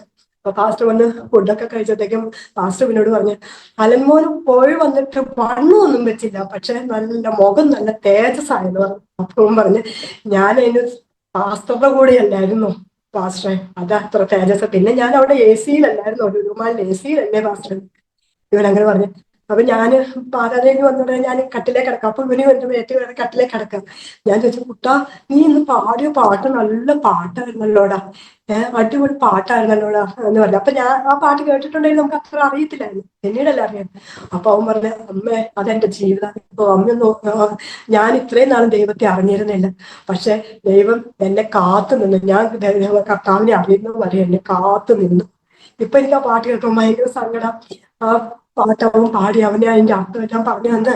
അപ്പൊ ഇവൻ എന്നോട് അന്ന് അവിടെ കിടക്കുമ്പോ എന്നോട് ഇങ്ങനെ പറയാ അമ്മേ എനിക്ക് മരിക്കുന്നതിനൊന്നും എനിക്ക് ഒരു പേടിയില്ല അമ്മേ, പക്ഷെ നമ്മുടെ മരണം എങ്ങനെയാണെന്നുള്ളത് അത് നമുക്കൊന്ന് അറിയായിരുന്നു നല്ലതായിരുന്നു അല്ലേ. എനിക്ക് മരിക്കുന്നതിനൊന്നും എനിക്കൊരു പേടി. അപ്പൊ ഞാൻ പറഞ്ഞു നമ്മുടെ മരണം എങ്ങനെയാണെന്നൊന്നും നമുക്ക് അറിയത്തില്ലല്ലോ അവിടെ കൂട്ടാന്ന് പറഞ്ഞു. ഞാൻ വന്നു കഴിഞ്ഞപ്പോ ഞാൻ പറഞ്ഞു കുട്ടാ നമുക്ക് നമ്മുടെ വീടൊക്കെ ഒന്ന് പണിയണടാ എന്ന് പറഞ്ഞു. അവൻ പറഞ്ഞു എന്തിനാമ്മേ നമുക്ക് വീട്, നമുക്ക് ഇവിടുത്തെ വീടൊന്നും വേണ്ട. ഞാൻ പോടാണ് നമുക്ക് ഇവിടെ വീടൊക്കെ വേണം എന്നിട്ട് ഇവൻ പറഞ്ഞു എന്റെ വീടിന്റെ പണിയെല്ലാം പൂർത്തിയായിരിക്കാൻ എനിക്ക് അന്നൊന്നും എനിക്ക് മനസ്സിലായില്ല. ഇവനത്തെ ഇങ്ങനെ പറഞ്ഞതൊന്നും എനിക്കൊന്നും പിടികിട്ടിയില്ല. ഞാൻ പറഞ്ഞ എന്റെ വീടിന്റെ പണിയെല്ലാം പൂർത്തിയാക്കിയ നിങ്ങളുടെ വീടിന്റെ പണി ഒന്നും പൂർത്തിയാക്കില്ല, അപ്പൊ അതിന് വേണ്ടി നിങ്ങൾ ഒരുക്കണം എന്നൊക്കെ ഇവൻ എന്നോട് പറഞ്ഞു. പക്ഷെ എനിക്ക് അന്നൊന്നും ഒരു ഭയങ്കര പ്രത്യാശ എന്ന് പറയാൻ എനിക്കറിയില്ല. അവൻ അത് കഴിഞ്ഞിട്ട് ഇവൻ വേഗം ഈ ബൈബിൾ എടുത്തോണ്ട് പുതിയ നിയമം എടുത്തോണ്ട് ഇവന്റെ കൂട്ടുകാരുടെ അടുത്ത് കൊണ്ടുപോയി എല്ലാ കൂട്ടുകാർക്കും ആ പുതിയ നിയമം കൊണ്ട് കൊടുത്തു. അവന്റെ വലിയ കൂട്ടുകാരനുണ്ട്, അവന്റെ കൂടെ 1 തൊട്ട് 10 വരെ അവന്റെ കൂടെ പോയി അവന്റെ കൂടെ കുറച്ച് നേരം കട്ടിലേലൊക്കെ കടന്ന് അവനെ ഫോൺ വിളിച്ച് ഈ സുവിശേഷം ഒക്കെ പറഞ്ഞിട്ടാ ഇവൻ വീട്ടിലോട്ട് വരുന്നത്. അപ്പോഴാണ് ഇവള് വിളിക്കുന്നത്, മോള് വിളിക്കുന്നത്. അവന് ബാ നമുക്ക് പോകാന്ന് പറഞ്ഞു. അങ്ങനെ ഞങ്ങൾ അവിടെ നിന്ന് ഒരു 3 മണി 2:30 ആയപ്പോ ഞങ്ങൾ ഇവരുടെ വീട്ടിലോട്ട് പോകുന്നത്. ഇവരുടെ വീട്ടിലോട്ട് ചെന്ന് കഴിഞ്ഞപ്പോഴത്തേക്കും അവർക്ക് കാറൊക്കെ ഉണ്ട്. അപ്പൊ അവിടെ ചെന്നപ്പോഴത്തേക്കും പറഞ്ഞു അമ്മ നമുക്ക് എന്നാ കാറിൽ നിന്ന് പോകാന്ന് പറഞ്ഞു. ഞാൻ ഈ 2 കുഞ്ഞു പിള്ളേരെ 3.5 വയസ്സുള്ള കൊച്ചും 1 വയസ്സുള്ള കൊച്ചിനെ എടുത്ത് ഇവൻ പറഞ്ഞു നമുക്ക് പിള്ളേരെ എടുത്തോണ്ട് പോകാന്ന് പറഞ്ഞു. ഞങ്ങൾ വീട്ടിലോട്ട് ആ കാറും എടുത്തോണ്ട് ഇവൻ പറഞ്ഞു അവന്റെ ഒരു കൂട്ടുകാരുണ്ട്. അപ്പൊ ആ കൂട്ടുകാരിയുടെ ചേച്ചി പ്രഗ്നന്റ് ആയിട്ട് അവളെ കട്ടപ്പനക്കാണ് കെട്ടിച്ചിരിക്കുന്നത്. അപ്പൊ അവള് വന്നിട്ടുണ്ട്. അപ്പൊ അവര് പറഞ്ഞു അവർക്ക് ചക്ക കൊണ്ട് കൊടുക്കണം എന്ന് പറഞ്ഞു. അങ്ങനെ ഞങ്ങൾ തിരിച്ച് ഞങ്ങൾ ആ കാറും എടുത്തോണ്ട് വീട്ടിലോട്ട് വീണ്ടും വന്നു. വീട്ടിൽ വന്ന് ഇവൻ തന്നെ പ്ലാവിലെ കയറി 2 ചക്ക ഇട്ട് ആ ചക്ക അപ്പനും മോനും കൂടെ അത് കാറിന്റെ ഡിക്കിയിൽ വെച്ച് ഞങ്ങൾ വീട്ടിൽ നിന്ന് വീണ്ടും ഞങ്ങൾ ഈ ചക്കയും കൊണ്ട് അകത്തെത്ര ഇവൻ കാറ് കൊണ്ട് എന്നെയും കുഞ്ഞുങ്ങളെ അവിടെ ഇവിടങ്ങളെല്ലാം ചുറ്റിക്കറക്കി അന്നത്തെ ദിവസം എല്ലായിടത്തും അവൻ എന്നെ കൊണ്ടുപോയി. അപ്പൊ ഞാൻ പറഞ്ഞു എടാ കുട്ടാ അവർക്ക് വല്ലയിടത്തും പോകാനായിട്ട് നമുക്ക് വേഗം പോകാന്ന് പറഞ്ഞപ്പോൾ എന്നോട് പറഞ്ഞു അമ്മ ഇനി എനിക്ക് ഇങ്ങനെ കാർ ഓടിക്കാൻ പറ്റിയില്ലെങ്കിലോ. ഇവനിങ്ങനെയൊക്കെ പറയാം. അപ്പോഴൊന്നും നമുക്കൊന്നും പിടികിട്ടുന്നില്ല. ഞങ്ങളങ്ങനെ വീട്ടിലോട്ട് വന്നു. മോളൊക്കെ പറഞ്ഞ് അന്ന് ഇന്ന് പോവണ്ടാന്ന് പറഞ്ഞു. അപ്പൊ ഞാൻ പറഞ്ഞു അയ്യോ അപ്പയ്ക്ക് നാളെ പണിയുണ്ട്, ചോറ് കൊണ്ടുപോകാൻ തോന്നെ. ഇവൻ പറഞ്ഞു ഞാൻ പോകാമേ അപ്പ തന്നെയല്ലേ ഉള്ളൂ എന്ന് പറഞ്ഞു. അപ്പൊ അങ്ങനെ വൈകുന്നേരം ആയി. ഞങ്ങൾ അവിടെ നിന്ന് പോരുമ്പോ ഞങ്ങൾ വീട്ടിൽ നിന്ന് ഇറങ്ങി പോന്നിട്ട് ഇവന്റെ ചാർജർ എടുക്കാൻ മറന്നുപോയി. ഇവൻ വീണ്ടും ഓടിക്കേറി ഇവളുടെ അടുത്ത് വന്നിട്ട് ഇവളുടെ അടുത്ത് നിന്ന് ആ ചാർജർ എടുത്തിട്ട് വന്നു. എടി ഞാൻ നാളെ വരാട്ടോടി എന്നും പറഞ്ഞേച്ച് ഇവൻ പോകുന്നത്. ഞങ്ങൾ അവിടെ വന്ന് അപ്പൊ ഇവര് പറഞ്ഞു വണ്ടി എടുത്തോട്ട് പോയിക്കോളാന്ന് പറഞ്ഞു. അവിടെ ബൈക്കൊക്കെ ഉണ്ട്, എടുത്തോണ്ട് പോകാന്ന് പറയുമ്പോൾ ഓ വേണ്ട, നമുക്ക് നടന്നു പോകാം, ഞങ്ങളുടെ വീട്ടിലോട്ട് കുറച്ച് ദൂരം ഉണ്ട്, നടക്കാം, 1 കിലോമീറ്റർ 10 മിനിറ്റ് നടക്കാനുള്ള ദൂരം ഉണ്ട് വീട്ടിലോട്ട്. അപ്പൊ പറഞ്ഞു നമുക്ക് വർത്താനം പറഞ്ഞു പോകാം എന്ന് പറഞ്ഞു. അങ്ങനെ ഞങ്ങൾ ബസ്സിൽ കയറി ഇറങ്ങി. ഞങ്ങൾ അവിടെ വന്ന് കടയിൽ നിന്ന് സാധനങ്ങൾ വാങ്ങി ആ കടക്കാരനോട് സുവിശേഷം പറഞ്ഞത്. രാമകൃഷ്ണൻ എന്നാണ് ആ ചേട്ടൻ്റെ ചേട്ടനോടും അവിടെയും ചെന്ന് വർത്താനം പറഞ്ഞ് ഞങ്ങൾ ഈ സാധനം അപ്പം പറഞ്ഞ് പാലൊക്കെ മേടിക്കാം, അപ്പൊ നമുക്ക് വീട്ടിൽ ചെന്ന് ബ്രൂ കോഫി ഇട്ട് കുടിക്കാനാന്ന് പറഞ്ഞിട്ട് പാലും അതും ഇതൊക്കെ വാങ്ങിച്ച് ഞങ്ങൾ വരുന്നത്. വന്ന് അവിടെ വഴി കൂടെ പോകുന്ന എല്ലാവരോടും ഒന്ന് വർത്താനം പറഞ്ഞു, എല്ലാവരും നിർത്തി വർത്താനം ഒക്കെ പറഞ്ഞ് ഞങ്ങളിങ്ങനെ നടന്നു പോകുക. നടന്നു പോകുമ്പോൾ ഇടിവാള് മിന്നുന്നുണ്ട്. അപ്പം ഈ ഇടിവാള് മിന്നുമ്പോ ഇതിന്റെ പ്രകാശം നമ്മുടെ മുഖത്തേക്ക് അടിക്കുക. അപ്പൊ ഇവരുടെ അമ്മേ ഈ പ്രകാശം കണ്ടോ, ഈ പ്രകാശം പോലെയാണ് നമ്മുടെ കർത്താവ് വരുന്നത്. അപ്പൊ ഞാൻ ഇങ്ങനെ ഇതായിട്ട് ചോദിച്ചു, കുട്ടാ ഇനി കർത്താവ് വരുന്നതാണോടാ നീ ചോദിച്ചപ്പോ നല്ലൊരു വളമില്ല. അപ്പൊ ഇവൻ എന്നോട് പറഞ്ഞു, ആ കർത്താവ് വന്നാൽ ഞാൻ പോകും, അമ്മ ഇവിടെ കിടക്കുള്ളൂ എന്ന് ഇങ്ങനെ ഇതാക്കി പറഞ്ഞിട്ട് ഇവൻ എന്നോട്, എനിക്കറിയില്ല എന്റെ പൊന്നെ, കർത്താവിന്റെ 2ാം വരവും നമ്മൾ 1000 ആണ്ട് വാഴുന്നതൊന്ന് ഓർത്ത് നോക്കിയമ്മേ. 1000 ആണ്ട് നമ്മളായിരിക്കും അവിടുത്തെ മന്ത്രിമാരും ഗവർണർമാരും എല്ലാം നമ്മളാ. കർത്താവ് ഏക രാജാവായിട്ട് ഭരിക്കുന്ന ഈ ആ സുദിനമൊക്കെ ഒന്ന് ഓർത്ത് നോക്കിയമ്മേ. എനിക്ക് ഈ ലോക ജീവിതത്തിൽ എനിക്ക് ഇനി ജീവിക്കണം എന്ന് ആഗ്രഹമേ ഇല്ല അമ്മേ. ഇവിടുത്തെ നടക്കുന്ന ഓരോ കാര്യങ്ങളൊക്കെ കണ്ട എനിക്ക് ഈ ലോക ജീവിതം ഒന്നും വേണ്ട അമ്മ. അതിനമ്മ സ്വർഗീയ ദർശനം പ്രാപിക്കണം അമ്മേ. അമ്മ സ്വർഗീയ ദർശനം പ്രാപിച്ചാൽ അമ്മയ്ക്ക് ഇവിടെ നിൽക്കാൻ തോന്നില്ല. ഞാൻ സ്വർഗീയ ദർശനം പ്രാപിച്ചമ്മേ, ഞാൻ സ്വർഗീയ ദൂതന്മാരെ കാണുക. ഇവൻ എന്നോട് പറയുന്നുണ്ട്, ഞാൻ കണ്ടിട്ടുണ്ടോ സ്വർഗീയ ദൂതന്മാരെ, ഞാനിപ്പോ കണ്ടുകൊണ്ടിരിക്കുക. ഇവൻ ഇതിനെയൊക്കെ കണ്ടിട്ടായി വരുന്നത്. ഇതിനൊക്കെ അത്ര നല്ല ഉറച്ച വിശ്വാസം എനിക്കതില്ലല്ലോ. എനിക്ക് അസാധാരണമായ ഒരു പേടി, ഒരു പന്തി എത്തിയപ്പോ ഞാൻ പറഞ്ഞു, കുട്ട ആന ഉണ്ടെന്ന് തോന്നുന്നതാ മോനേന്ന് പറഞ്ഞു. അപ്പൊ ഇവൻ എന്നോട് പറഞ്ഞു, അമ്മയ്ക്ക് എന്നെ പേടിയാണോ? ആനയേക്കാൾ ശക്തനായ ദൈവത്തെയാണ് നമ്മൾ സേവിക്കുന്നത്, പിന്നെ അമ്മയ്ക്ക് എന്നെ പേടി. ഇവൻ ഭയങ്കര എന്നിട്ട് ഇവൻ എന്നോട് പറയാം, എന്റെ നെഞ്ചൊന്ന് തൊട്ട് നോക്കിയാൽ ഒരു ഇടിപ്പ് പോലും ഇല്ല, അമ്മയുടെ നെഞ്ച് പടപടാന്നിരിക്കുകയല്ലേ. എനിക്ക് ഒരിക്കലും അങ്ങനെ ഇല്ലാത്തൊരു പേടി എനിക്ക് ആ സമയത്ത് വന്നു. ഞങ്ങൾ ഉറക്ക വർത്താനം പറഞ്ഞ ഇവൻ ഇങ്ങനെ ഓരോന്നൊക്കെ ഇങ്ങനെ എന്നോട് പറഞ്ഞ ഇവൻ പോരുന്നത്. നമ്മൾ അങ്ങനെ ആയിരിക്കണം അമ്മേ, നമ്മള് കർത്താവിന്റെ വരവെങ്കിൽ നമ്മൾ കൈവിടപ്പെട്ട് പോയി കഴിഞ്ഞുള്ള ഒരു അവസ്ഥ, അതൊക്കെ ഇവൻ എന്നോട് ഇങ്ങനെ പറഞ്ഞു തന്നെ എന്നെ ഭയങ്കര പ്രത്യാശയിലേക്ക് അങ്ങ് നടത്തി. അങ്ങനെ ഞങ്ങൾ വീടിന്റെ അടുത്തെത്താറായി ഇപ്പൊ ഇവൻ എന്നൊന്ന് പറഞ്ഞ്, അമ്മേ ഇന്ന് ഞാൻ നിത്യതയിൽ പോവാണ്, ഇന്ന് ഞാൻ മരിച്ച ദൈവത്തിന്റെ വലത്തുഭാഗത്തിരിക്കുമെന്ന് പറഞ്ഞു. ആ പറയുകല്ല, ഞാനോടി വരുമോ എന്നോട് ഒരുമിച്ചാൽ ഇവന്റെ അവസാനത്തെ വാക്കെന്ന് പറയുന്നത് അതാ, ഞാൻ നിത്യതയിൽ പോവാണ്, ഞാൻ ദൈവത്തിന്റെ വലത്തുഭാഗത്തിരിക്കുമ്പോ.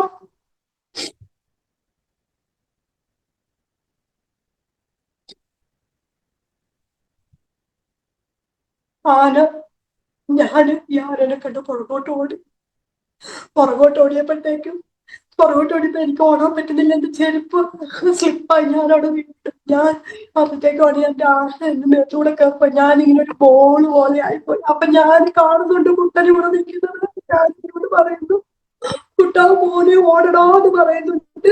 ഇവനത് കേൾക്കുന്നില്ല, കാണുന്നില്ല. ആദ്യത്തെ പ്രാവശ്യം കയറിപ്പോയി, 2ാമത്തെ പ്രാവശ്യം കയറിപ്പോയി, 3ാമത്തെ പ്രാവശ്യം കയറിപ്പോയി. ആന പോകുമ്പോൾ ഒരു 2 സെക്കൻഡിനുള്ളിൽ എല്ലാം സംഭവിച്ചു.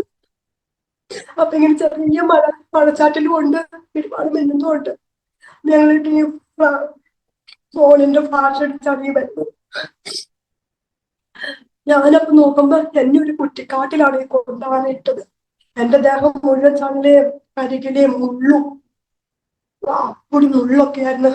എനിക്ക് എഴുന്നേൽക്കാൻ ഞാൻ നോക്കിയപ്പോ എനിക്ക് എഴുന്നേൽക്കാൻ പറ്റുന്നില്ല. എനിക്ക് ഭയങ്കര എന്റെ ബോധം ഒട്ടും പോയില്ല. അതൊക്കെയാണ് ദൈവത്തിന്റെ ഒരു പ്ലാൻ എന്ന് പറയുന്നത്. എന്റെ ബോധം ഒട്ടും പോയില്ല. ഞാൻ എഴുന്നേക്കാൻ നോക്കി, എനിക്ക് എഴുന്നേക്കാൻ പറ്റുന്നില്ല. ഞാൻ ഇവനെ നോക്കുമ്പോ കാണുന്നുമില്ല. ഞാൻ നിരങ്ങി ഇവ നല്ല റോട്ടിൽ ഇങ്ങനെ ശരിക്കും ഉറങ്ങിക്കിടക്കുന്ന പോലെ ഇങ്ങനെ കിടക്കുന്നു. ഞാൻ നിരങ്ങിയാണ് ഇവന്റെ അടുത്ത് എത്തുന്നത്. ഇവന്റെ അടുത്ത് നിൽക്കുമ്പോൾ ഇവൻ ഇങ്ങനെ ഉറങ്ങിക്കിടക്കുന്ന ഇവന്റെ ഒരു ശബ്ദം ഒന്നും ഞാൻ കേട്ടില്ല. ഞാൻ അവിടെ ചെന്നിട്ട് എന്റെ വിചാരം മുഴുവൻ ഞാനത് ഇവൻ മയങ്ങി പോയതാണെന്ന് ഞാൻ വിചാരിക്കുന്നത്. ഞാൻ ഇവൻ പോയെന്നുള്ളത് എനിക്ക് ഒട്ടും ഒരു പ്രതീക്ഷയില്ല. അപ്പൊ ഞാന് ഇവനെ തലോടിക്കൊണ്ട് പറഞ്ഞ, കുട്ടാ മോനെ, അമ്മയ്ക്ക് ഒന്നുമില്ലടാ മോനെ എന്ന് പറഞ്ഞു. ഞാൻ ഇവന്റെ തല ഞാൻ എന്റെ നെഞ്ചത്തോട്ട് കൈക്കൊണ്ട് കയറ്റി വെച്ചിട്ട് മോനെ കുട്ട അമ്മയ്ക്ക് ഒന്നുമില്ലടാ നീ എഴുന്നേക്കണോ എന്ന് പറയുന്നത്. അപ്പോഴാണ് ഇവന്റെ തൊട്ടപ്പുറത്ത് വെച്ചിട്ട് ഈ ഫോൺ ഇങ്ങനെ ഫ്ലാഷ് അടിച്ചു കിടക്കണ. ഞാൻ വേഗം ഇവനെ ഈ നിലത്തേക്ക് കടത്തിയിട്ട് ഞാൻ അവിടെ നിന്ന് ഇറങ്ങി, ഞാൻ ആ ഫോണിന്റെ അടുത്തേക്ക് ഇറങ്ങി പോയി ഫോൺ എടുത്തിട്ട് ഇവന്റെ അതൊക്കെ ദൈവത്തിന്റെ ഒരു കരുതല്. ഇവന്റെ ഫോണിന്റെ ഈ പാസ്വേഡ് എനിക്ക് മാത്രമേ അറിയുള്ളൂ, വേറെ ആർക്കും അറിയത്തില്ല. ഇവന്റെ പാസ്വേഡ് അറിഞ്ഞില്ലായിരുന്നെങ്കിൽ ഞാൻ അങ്ങനെ വിളിക്കാനും എനിക്ക് പറ്റില്ലായിരുന്നു.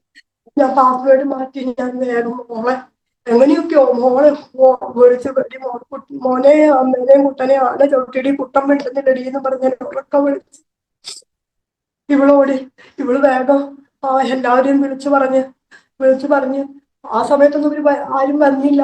കുറെ സമയം ഞങ്ങൾ അവിടെ കിടന്നു. ഞാൻ കിടന്ന് കാണുന്നുണ്ട്, പക്ഷെ എന്റെ ഈ കരച്ചിൽ ഇങ്ങോട്ടേക്കൊന്നും ഞങ്ങളുടെ ആ ഭാഗത്തേക്കൊന്നും കേൾക്കത്തില്ല. അപ്പൊ എല്ലാവരും ഇച്ചിരി അകലെയാണല്ലോ. അപ്പൊ ഞാൻ ഉറക്ക കരയുന്നുണ്ട്, ആരും കേട്ടില്ല. കുറെ കഴിഞ്ഞപ്പോഴാണ് ഞങ്ങളുടെ മൂത്ത ചേട്ടൻ ഓടി വരുന്നത്, ചേട്ടനും മോളും പിന്നെ അടുത്ത വീട്ടിലെ കൊച്ചും അവനും ഭാര്യ ഓടി വന്ന് നോക്കുന്നത്. അപ്പൊ ഇവർക്ക് കണ്ടോടനെ ഇവനെ മനസ്സിലായി, പക്ഷെ എന്നോട് പറഞ്ഞു. അങ്ങനെ വേഗം ഞങ്ങളെ വണ്ടിയിൽ കയറ്റി ഞങ്ങളെ ജില്ലാശുപത്രിയിലോട്ട് കൊണ്ടുപോയി എന്നെ ആ ഡ്രസ്സിംഗ് റൂമിലോട്ട് കയറ്റി. എന്റെ എന്നതാ പോയെന്ന് പോലും എനിക്ക് അറിയത്തില്ലായിരുന്നു. അവിടെ ചെന്ന് ആശുപത്രി ചെന്നിട്ടാണ് ചെവിയുടെ ഉള്ളിൽ നിന്നും തലയിൽ നിന്നും ദേഹത്തു നിന്നൊക്കെ മുള്ളും കരികിലും എല്ലാം വലിച്ചെടുക്കുന്നത്. മുള്ളിൽ ചള്ളയായിരുന്നു മുഴുവനും. മുഴുവനും എനിക്ക് ഡാമേജ് ആയിരുന്നു.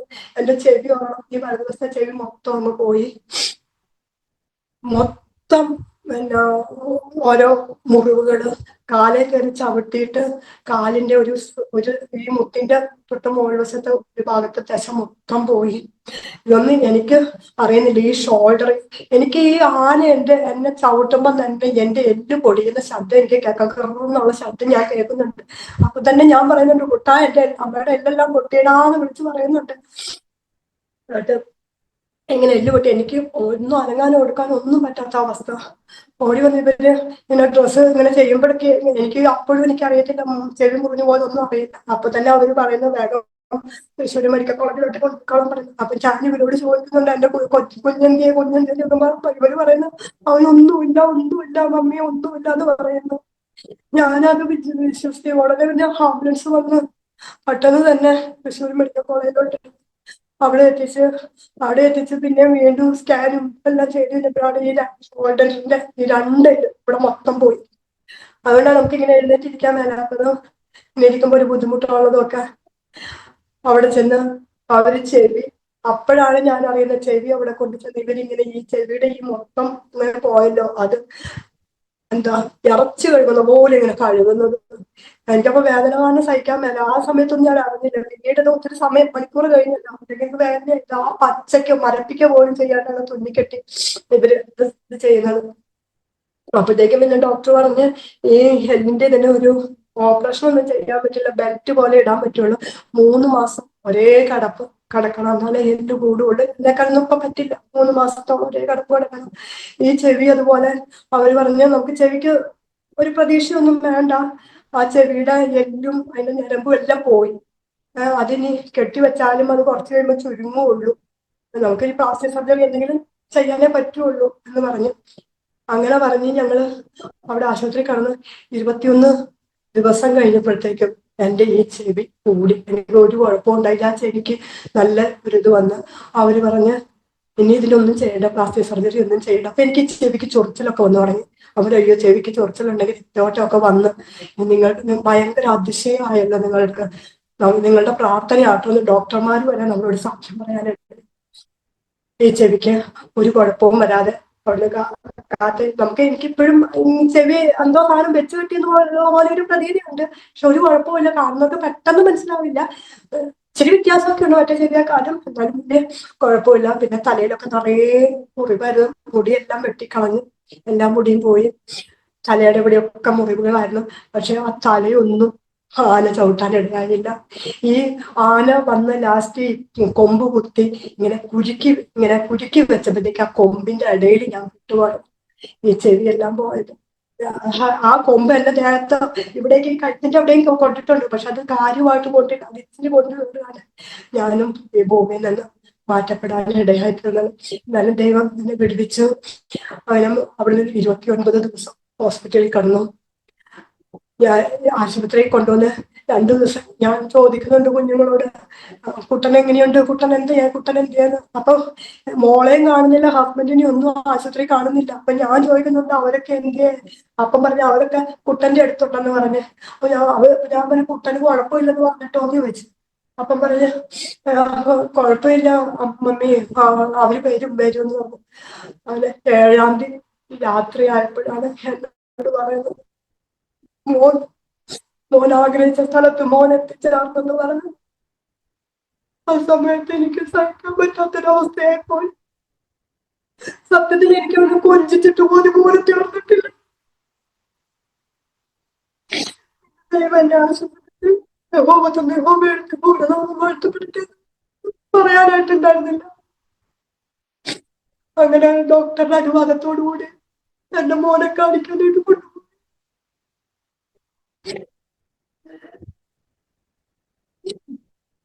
ഇവരെഴുതി ഒപ്പിടിപ്പിച്ചിട്ടാണ് കൊണ്ടുപോയത്. കൊണ്ടുപോയി അത്രയും സമയം നിർത്തരുത്, എത്രയും പെട്ടെന്ന് വന്നോണം എന്ന് പറഞ്ഞു. അങ്ങനെ ICU ആംബുലൻസിൽ എന്നെ കൊണ്ടുപോയത്. കൊണ്ടുപോയി എനിക്ക് കഴുത്തലെല്ലാം ബെൽറ്റ് ഇട്ടത് കൊണ്ട് എനിക്ക് ഇവനെ കാണാൻ പറ്റുന്നില്ലായിരുന്നു. പിന്നെ പിള്ളേരെനിക്ക് വീഡിയോ കോൾ ചെയ്തിട്ട് ഞാൻ കുഞ്ഞിനെ കണ്ടത് അവൻ ചിരിച്ചു കിടക്കും.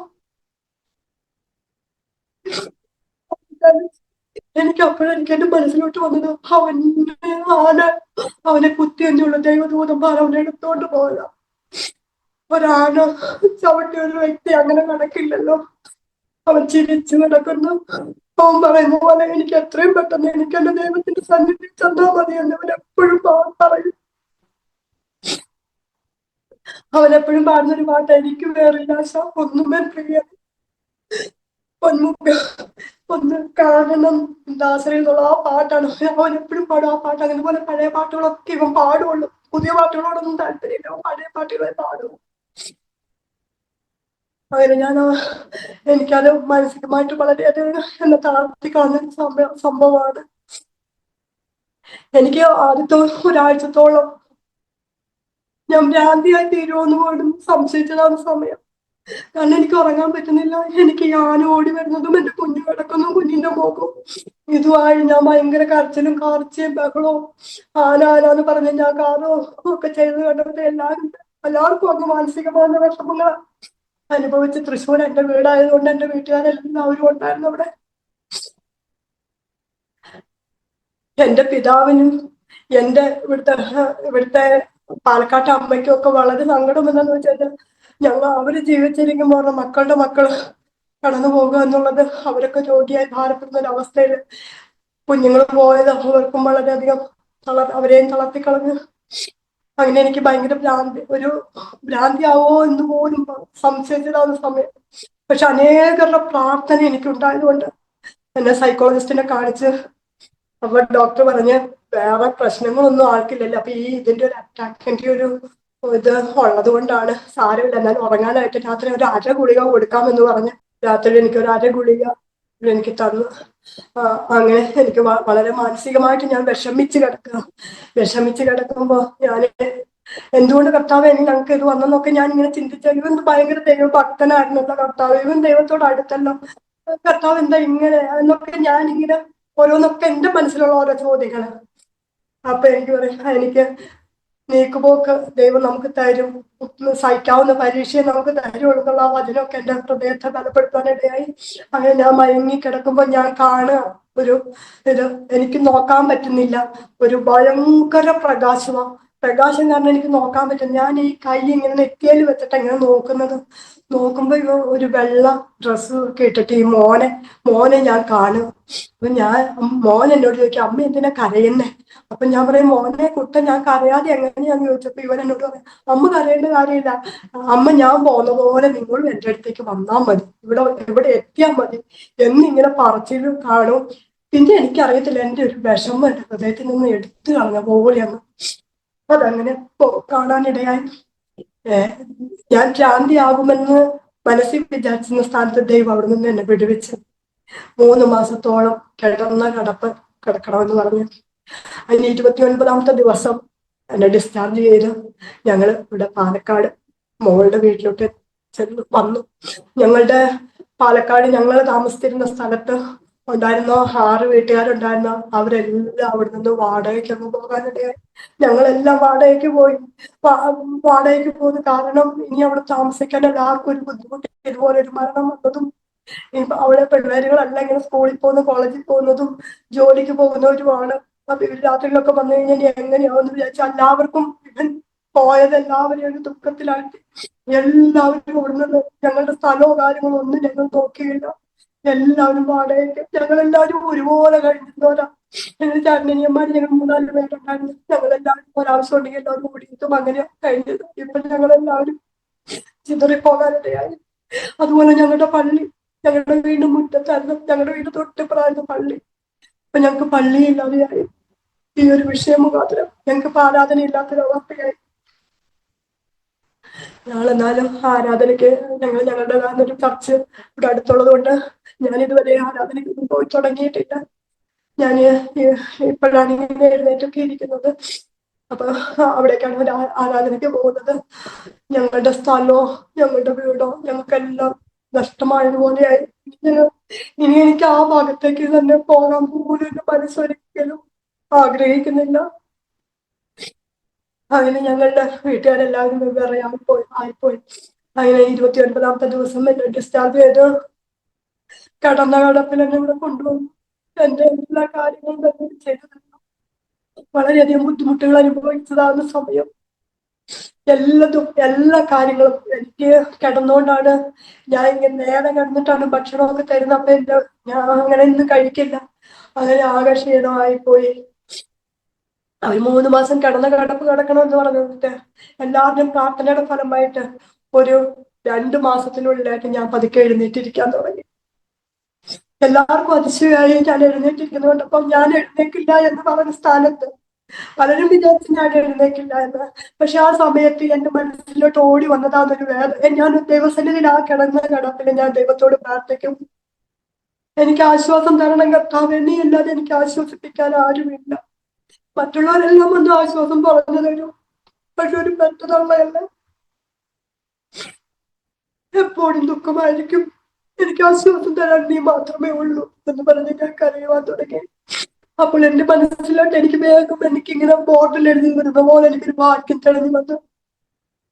കാലാളുകളോട് കൂടെ നീ ഓടി ക്ഷീണിച്ചു പോയാൽ കുതിരപ്പടയോടുകൂടി എങ്ങനെ മത്സരിച്ചോടും. യോർദാന്റെ വൻകാട്ടിൽ നീ എങ്ങനെ നിർഭയം വസിക്കും. ആ വാക്യം എന്റെ ഹൃദയത്തിൽ പതിയാനിടയായി. അതെ, ഞാൻ ഈ മനുഷ്യരോട് ഓടിയിട്ട് ഞാൻ ഇങ്ങനെ ക്ഷീണിച്ചു പോയി കഴിഞ്ഞാൽ ഞാൻ എങ്ങനെ ഇതിലും വലിയൊരു പരീക്ഷ ഞാൻ എങ്ങനെ സഹിക്കും. എനിക്ക് മനസ്സിലോട്ട് ഓടി വന്നപ്പോഴത്തേക്കും ഏലിയാവിനെ കുറിച്ച് ചിന്തിക്കാനിടയായി. ഞാൻ പറഞ്ഞിട്ടല്ലാതെ ഈ ആണ്ടുകളിൽ മഞ്ഞും മഴയും പെയ്യില്ല എന്ന് പറഞ്ഞ ഏലിയാവ് ഒരു സ്ത്രീയുടെ വാക്കും നിമിത്തം എനിക്കിനി മരിച്ചാൽ മതി എന്ന് പറഞ്ഞ ചൂരച്ചെടിയിൽ കീഴെ കിടന്ന ആ ഏലിയാവിനെ എഴുന്നേറ്റ് തിന്നെ നിനക്കൊരു ദൂരയാത്ര ചെയ്യുവാനുണ്ട് എന്നുള്ള വാക്ക് എന്നെ ബലപ്പെടുത്തുവാനിടയാ. അല്ലെങ്കിൽ എന്നോട് പറഞ്ഞ് നിനക്കിനി ഒരു ദൂരയാത്രയുണ്ട്. ആ ഒരു ഇത് വന്ന് എന്റെ ഹൃദയത്തിലേക്ക് പതിച്ചു കഴിഞ്ഞപ്പോഴത്തേക്ക് ഞാൻ പതുക്കെ എഴുന്നേറ്റിരിക്കാൻ തുടങ്ങി. എഴുന്നേറ്റിരുന്നപ്പോഴത്തേക്ക് എല്ലാവർക്കും ഭയങ്കര ആദ്യം എഴുന്നേറ്റപ്പോ എനിക്ക് ഭയങ്കര കാരണം തല കറങ്ങി. ഇത്രയും നാൾ ഒരേ കിടക്കുമല്ലേ, എനിക്ക് തല കറങ്ങുന്നത് ഒരവസ്ഥയൊക്കെ ഉണ്ടായി. 2-3 പ്രാവശ്യം എഴുന്നേറ്റിരുന്നപ്പോഴത്തേക്കും കുറേശ്ശെ അത് മാറി. പിന്നെ ചെക്കപ്പിന് പോയപ്പോഴത്തേക്കും ഡോക്ടർ പറഞ്ഞു ഒരു 6 മാസം വരെ പ്രോപ്പർ റെസ്റ്റ് വേണം, എന്നാലേ ഇത് റെഡി ആവുകയുള്ളൂ, പഴയ പോലെ ആവത്തുള്ളൂ എന്നൊക്കെ പറഞ്ഞ് ആണ് അന്നത്തെ വിട്ടത്. അങ്ങനെ ഞാൻ പതുക്കെ എഴുന്നേറ്റിരുന്നപ്പോ ഞാൻ ഹസ്ബൻഡിനോട് അച്ഛനോട് പറഞ്ഞ് മോളോട് പറഞ്ഞു എന്നെ ഒന്ന് പതുക്കെ ഒന്ന് നിങ്ങൾ നടത്തി നോക്കിക്കോ. അപ്പൊ ഇവർക്ക് പേടി, അയ്യോ അമ്മയെ നടക്കില്ല എല്ലൊക്കെയല്ലേ, അത് നടക്കട്ടോ. ഞാൻ പറഞ്ഞ സാരമില്ല മോനെ, ഒന്നും പതുക്കെ, അപ്പൊ നിങ്ങൾക്ക് ഒരു ബുദ്ധിമുട്ട് ഒഴിവാകും, ഞാൻ ബാത്റൂമിലൊക്കെ ഒന്ന് പോയി നോക്കട്ടെ.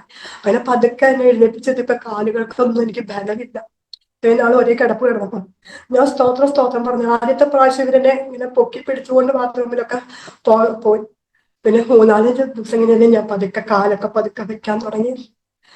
എന്റെ നരിയാണിക്ക് ദൈവം ബലം തന്നു. അവൻ എന്നെ താഴ്ചയിൽ എന്നെ താങ്ങിയ ദൈവം അല്ലെങ്കിൽ നമ്മുടെ സങ്കേതവും ബലവുമാണ്. കഷ്ടങ്ങൾ ഏറ്റവും അടുത്ത തുണയായിരിക്കുന്നു എന്ന് പറഞ്ഞ പോലെ, വെറും തുണയല്ല, അടുത്ത തുണയല്ല, ഏറ്റവും അടുത്ത തുണയായി എന്ന് പറഞ്ഞ പോലെ ദൈവം എനിക്ക് തുണയായി. എൻ്റെ കല്യാണികൾക്ക് ബലം തന്നു ദൈവം എന്നെ നടത്തി. അത് കുറച്ചു നാൾ വരെ അവരെന്നെ പിടിച്ചുകൊണ്ട് നടന്നു. ഞാൻ പറഞ്ഞു, ഇനി ഞാൻ തന്നെ ഒന്ന് പിടിച്ചു നടന്ന് നോക്കട്ടെ മക്കളെ എന്ന് പറഞ്ഞു. അപ്പം കുഞ്ഞു പിള്ളേര് വരെ ഇവരെയൊക്കെ ഞാനാ നോക്കുന്നത്. എൻ്റെ മോൾക്ക് ഞാനൊരു ആശ്രയമായിരുന്നു. അതായത് അവളുടെ എല്ലാ കാര്യങ്ങളും എല്ലാം ചെയ്തു കൊടുക്കാൻ ഞാൻ ഓടി പോകും. അവളുടെ അടുത്ത് പോയി കുഞ്ഞുങ്ങളെ നോക്കുന്ന എടുക്കുന്നു. അപ്പൊ കുഞ്ഞുങ്ങൾക്കൊക്കെ ഞാൻ മതിയായത്. ഞാൻ ഇങ്ങനെ കിടപ്പായത് അവർക്ക് വലിയൊരു ഇതായി. എന്നും പിള്ളേർ രാവിലെ വന്ന് ചോദിക്കാം, അമ്മമ്മ വാവു മാറിയോ എന്ന് ചോദിക്കും. അങ്ങനെ ഞാൻ പതുക്കെ ഇങ്ങനെ പതുക്കെ നടക്കാൻ തുടങ്ങിയതെങ്കിലും മൂത്ത കൊച്ച് കൈയടിച്ച് അയ്യോ അമ്മാവ നടന്നേ കൊച്ചിന് സന്തോഷം ഭയങ്കരമായിരുന്നു.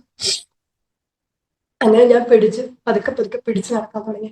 പിന്നെ ഞാൻ ഭക്ഷണം തന്നെത്താൻ വാരി കഴിക്കാൻ തുടങ്ങി. മറ്റേത് അവര് വാരി തരണം, കൈ പൊക്കാനൊന്നും മേലെ വാരി കഴിക്കാൻ തുടങ്ങി. പിന്നെ ഞാനിപ്പോൾ പിടിക്കാതെ സിറ്റ് ഔട്ടിലൊക്കെ വരെ പോയിരിക്കാൻ ദൈവം ഇടയാക്കി.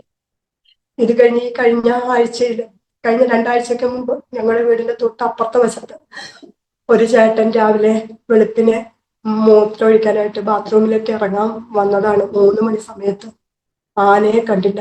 ആ സിറ്റ് ഔട്ട് അവരുടെ പുറകുവശത്ത് നിന്ന് ആന ഈ ആളെ പിടിച്ച്, അവിടെ ഒരു അലക്കുകല്ല് കിടപ്പുണ്ട്, ആ അലക്കുകല്ലിലിട്ട് അലക്കിക്കളഞ്ഞു. ആളുടെ ബോഡി എന്ന് പറയുവാനൊന്നും ഇല്ലായിരുന്ന നല്ല ഹൈറ്റും വെയിറ്റും ഉള്ള ആൾ, ഒരു ബോൾ, തലച്ചോറെല്ലാം പോയി, കൊണ്ടോ ഇതെല്ലാം വെളിയിലോട്ട് ചാടുവാനിടയായി തീർന്ന് ആ സ്ഥാനത്ത് ആന ചവിട്ടി ഒരു മനുഷ്യൻ പോലും ജീവിച്ചിരിക്കുന്നതായിരിക്കാത്ത സ്ഥാനത്ത് ദൈവം എന്നോട് ഇത്രത്തോളം ബലം പകർന്നു എന്നെ എഴുന്നേൽപ്പിച്ച് നിർത്തിയതിനായി സ്തോത്രം. ഞാൻ എഴുന്നേൽക്കുന്ന ആരും പറഞ്ഞതല്ല, പക്ഷെ ദൈവം എന്നെ എഴുന്നേൽപ്പിച്ചു അനേകരുടെ മറ്റൊരു സാക്ഷിയാക്കി ദൈവം എന്നെ നിർത്തിയിരിക്കുകയാണ്. അതുപോലെ തന്നെ കുഞ്ഞിന്റെ ബോഡി ആയാലും ഞങ്ങളുടെ ആ ഭാഗത്ത് തന്നെ ഇപ്പൊ 9 പേരെയാണ് ഈ ആന ചവിട്ടി മരിച്ചത്. ഒരാളുടെ ബോഡി പോലും യഥാർത്ഥമായിട്ട് കാണാൻ പറ്റിയില്ല. പക്ഷെ കുഞ്ഞിന്റെ ബോഡിക്ക് എനിക്കേ ഉണ്ടായിരുന്നുള്ളൂ മുറിവുകളല്ല. അവന് ഒരു മുറിവും അവന്റെ ദേഹത്ത് കാണും. അവനെ ആ കുട്ടികളല്ലാതെ ഒരു മുറിവും അവന്റെ ദേഹത്ത്, അവന്റെ ബോഡി ശരിക്കും കാണുവാനായിട്ട് ഇടയായി. അവൻ എപ്പോഴും അവനൊരു പാസ്റ്ററോട് പറഞ്ഞ്, പാസ്റ്റർ ഞാൻ മരിക്കാൻ എന്നെ ഒരു സുവിശേഷകനെ പോലെ അടക്കണം. അവനെന്തോ അങ്ങനെ പറഞ്ഞു. അതുപോലെ അവന് വെള്ള ഡ്രസ്സിട്ട്, വെള്ള ഷർട്ടും വെള്ള മുണ്ടും കയ്യിൽ ഒരു ബൈബിളൊക്കെ കൊടുത്താണ് അവന് അടക്കുവാൻ. എനിക്കുറപ്പുണ്ട് എന്റെ കുഞ്ഞ് നിത്യതയിലുണ്ടെന്നുള്ള ഒരു ഒറ്റ ഉറപ്പ്. അത് മാത്രമേ എന്നെ ഇപ്പൊ ബലപ്പെടുത്തുന്നത്, എന്നെ നിർത്തുന്നത്. ഇന്നലെ രാത്രി സമയത്തൊക്കെ ഭയങ്കര വിഷമമായിരുന്നു. കാരണം ഇന്നലത്തെ ദിവസം ഞങ്ങൾക്ക് ഈ സംഭവിച്ചിട്ട് 3 മാസം തികഞ്ഞ ദിവസമാണ്. അത് ഞായറാഴ്ച. എനിക്ക് മാനസികമായ വിഷമങ്ങളൊക്കെ വന്നു.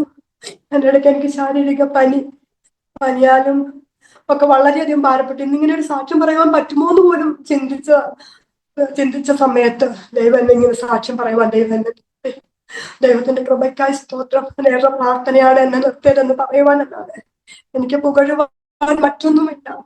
ഇനിയുള്ള സമയങ്ങളിൽ ദൈവത്തിന് വേണ്ടി ഒരു സാക്ഷിയായി, എൻ്റെ ഒരു സാക്ഷി മുഖാന്തരം അനേകർക്ക് ഒരു മടങ്ങി വരവ്, അനേകർ ദൈവത്തിലേക്ക് ആദായപ്പെടുക, അനേകർ തീയിൽ നിന്ന് വലിച്ചെടുക്കുവാൻ ദൈവം ഉപയോഗിക്കട്ടെ എന്നുള്ള ഒരു പ്രാർത്ഥന മാത്രമേ എനിക്കുള്ളൂ.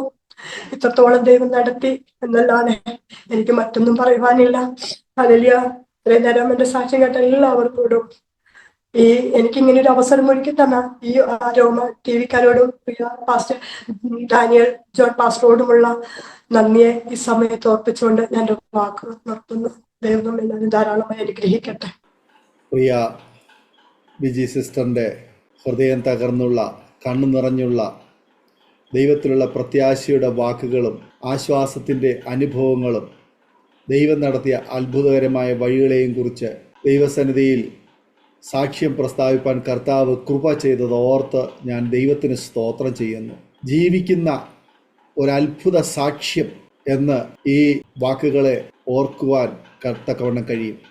ഇന്നേക്ക് ഏപ്രിൽ മാസം 2025 6-ാം തീയതി, ആ ദിനം ജീവിതത്തിൽ നിന്ന് മറക്കുവാൻ കഴിയാത്ത ഒരു ദിനമായി ജീവിതത്തിൽ നിലകൊള്ളുമ്പോൾ ദൈവം തന്ന ഏക മകൻ അവൻ ആഗ്രഹിച്ച ആ നിത്യ തുറമുഖത്ത്, അവൻ ആഗ്രഹിച്ച ദൈവത്തിൻ്റെ സന്നിധിയിൽ അവനായിരിക്കുന്നു എന്നുള്ള ആ ഒരു വലിയ പ്രതീക്ഷയും പ്രത്യാശയുമാണ് ഇന്ന് ധൈര്യത്തോടെ വാക്കുകൾ സാക്ഷ്യ പ്രസ്താവിപ്പാൻ ഇടയായി തീർന്നതെന്ന് ഏതൊരു വ്യക്തിക്കും മനസ്സിലാക്കുവാൻ തക്കവണ്ണം കഴിയും. ഇല്ല എങ്കിൽ ഒരമ്മയ്ക്കും ഇത്ര പെട്ടെന്ന് ഇങ്ങനെ ഒരു സാഹചര്യത്തെ അഭിമുഖീകരിക്കുവാൻ അല്ലെങ്കിൽ ഈ വാക്കുകൾ പറയുവാൻ കഴിയുമായിരുന്നോ എന്ന് ഞാൻ ചിന്തിച്ചു പോവുകയായിരുന്നു.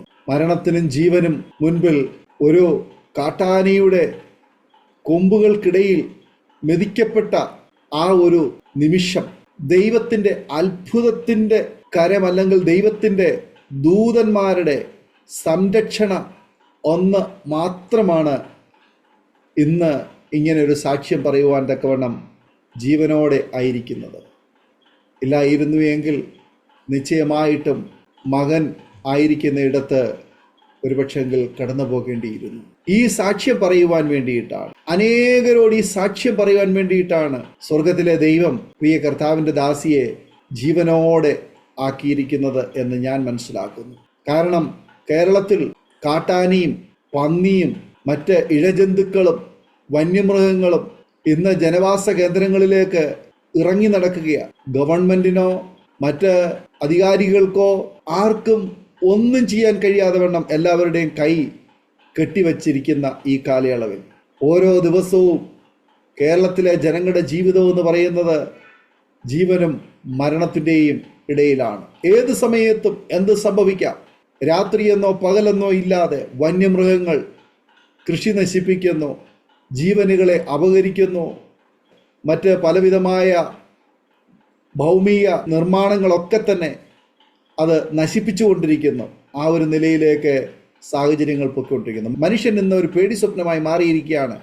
രാത്രി ഇറങ്ങി നടക്കുവാൻ കഴിയുകയില്ല, പകലും ധൈര്യമായിട്ട് ഇറങ്ങി നടക്കാൻ കഴിയുകയില്ല. അതുപോലെ തെരുവ് നായ്ക്കളെ കൊണ്ട് ഇന്ന് ജനം പൊറുതിമുട്ടുകയാണ്. കുഞ്ഞുങ്ങൾക്ക് ധൈര്യമായിട്ട് ഇന്ന് സ്കൂളിൽ പോകുവാൻ കഴിയുന്നില്ല.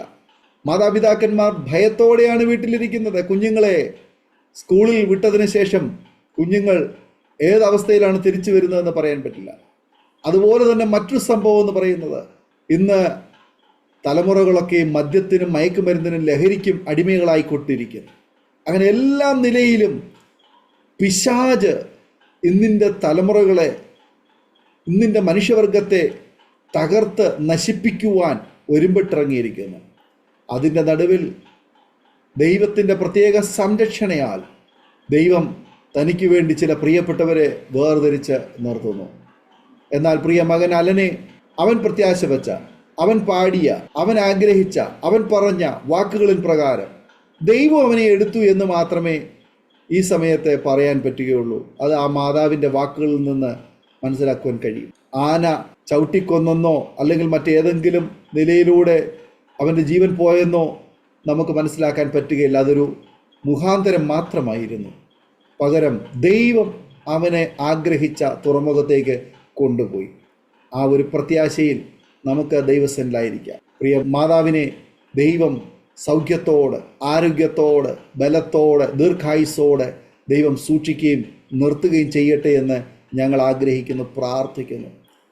ആനയുടെ ചവിട്ടേറ്റ് വാരിയെല്ലുകൾ ഒടിഞ്ഞ്, അതുപോലെ ചെവിക്ക് പരുക്കേറ്റ്, ശരീരത്തിൻ്റെ പല ഭാഗങ്ങളും മുറിവേറ്റ്, കാലുകളൊക്കെ തകർക്കപ്പെട്ട് എഴുന്നേറ്റ് നടക്കുവാനോ നിൽക്കുവാനോ വേണ്ടതുപോലെ ആരോഗ്യത്തോടെ നടക്കുവാനോ കഴിയാത്ത ശാരീരിക അവസ്ഥയിൽ ആയിരുന്നിട്ടും കർത്താവിൻ്റെ ആ വിടുതലിൻ്റെ സാക്ഷ്യം, കർത്താവ് വിടുവിച്ച ആ സാക്ഷ്യം ആമേനെ പറയുവാൻ കർത്താവ് കൃപ ചെയ്തല്ലോ. ഈ സാക്ഷ്യം അനേക പ്രിയപ്പെട്ടവരെ വിശ്വാസത്തിൽ ഉറച്ചു നിൽക്കുവാൻ, നമ്മുടെ പ്രാണനാഥൻ്റെ വരവിന് വേണ്ടി പ്രത്യാശയോടെ ജീവിക്കുവാൻ സ്വർഗത്തിലെ ദൈവം കൃപ ചെയ്യട്ടെ എന്ന് ഞങ്ങൾ ആഗ്രഹിക്കുന്നു. ഒരു നിമിഷം നമ്മുടെ കണ്ണുകളെ അടയ്ക്കാം. ദൈവസ്ഥലം നമുക്ക് പ്രാർത്ഥിക്കാം.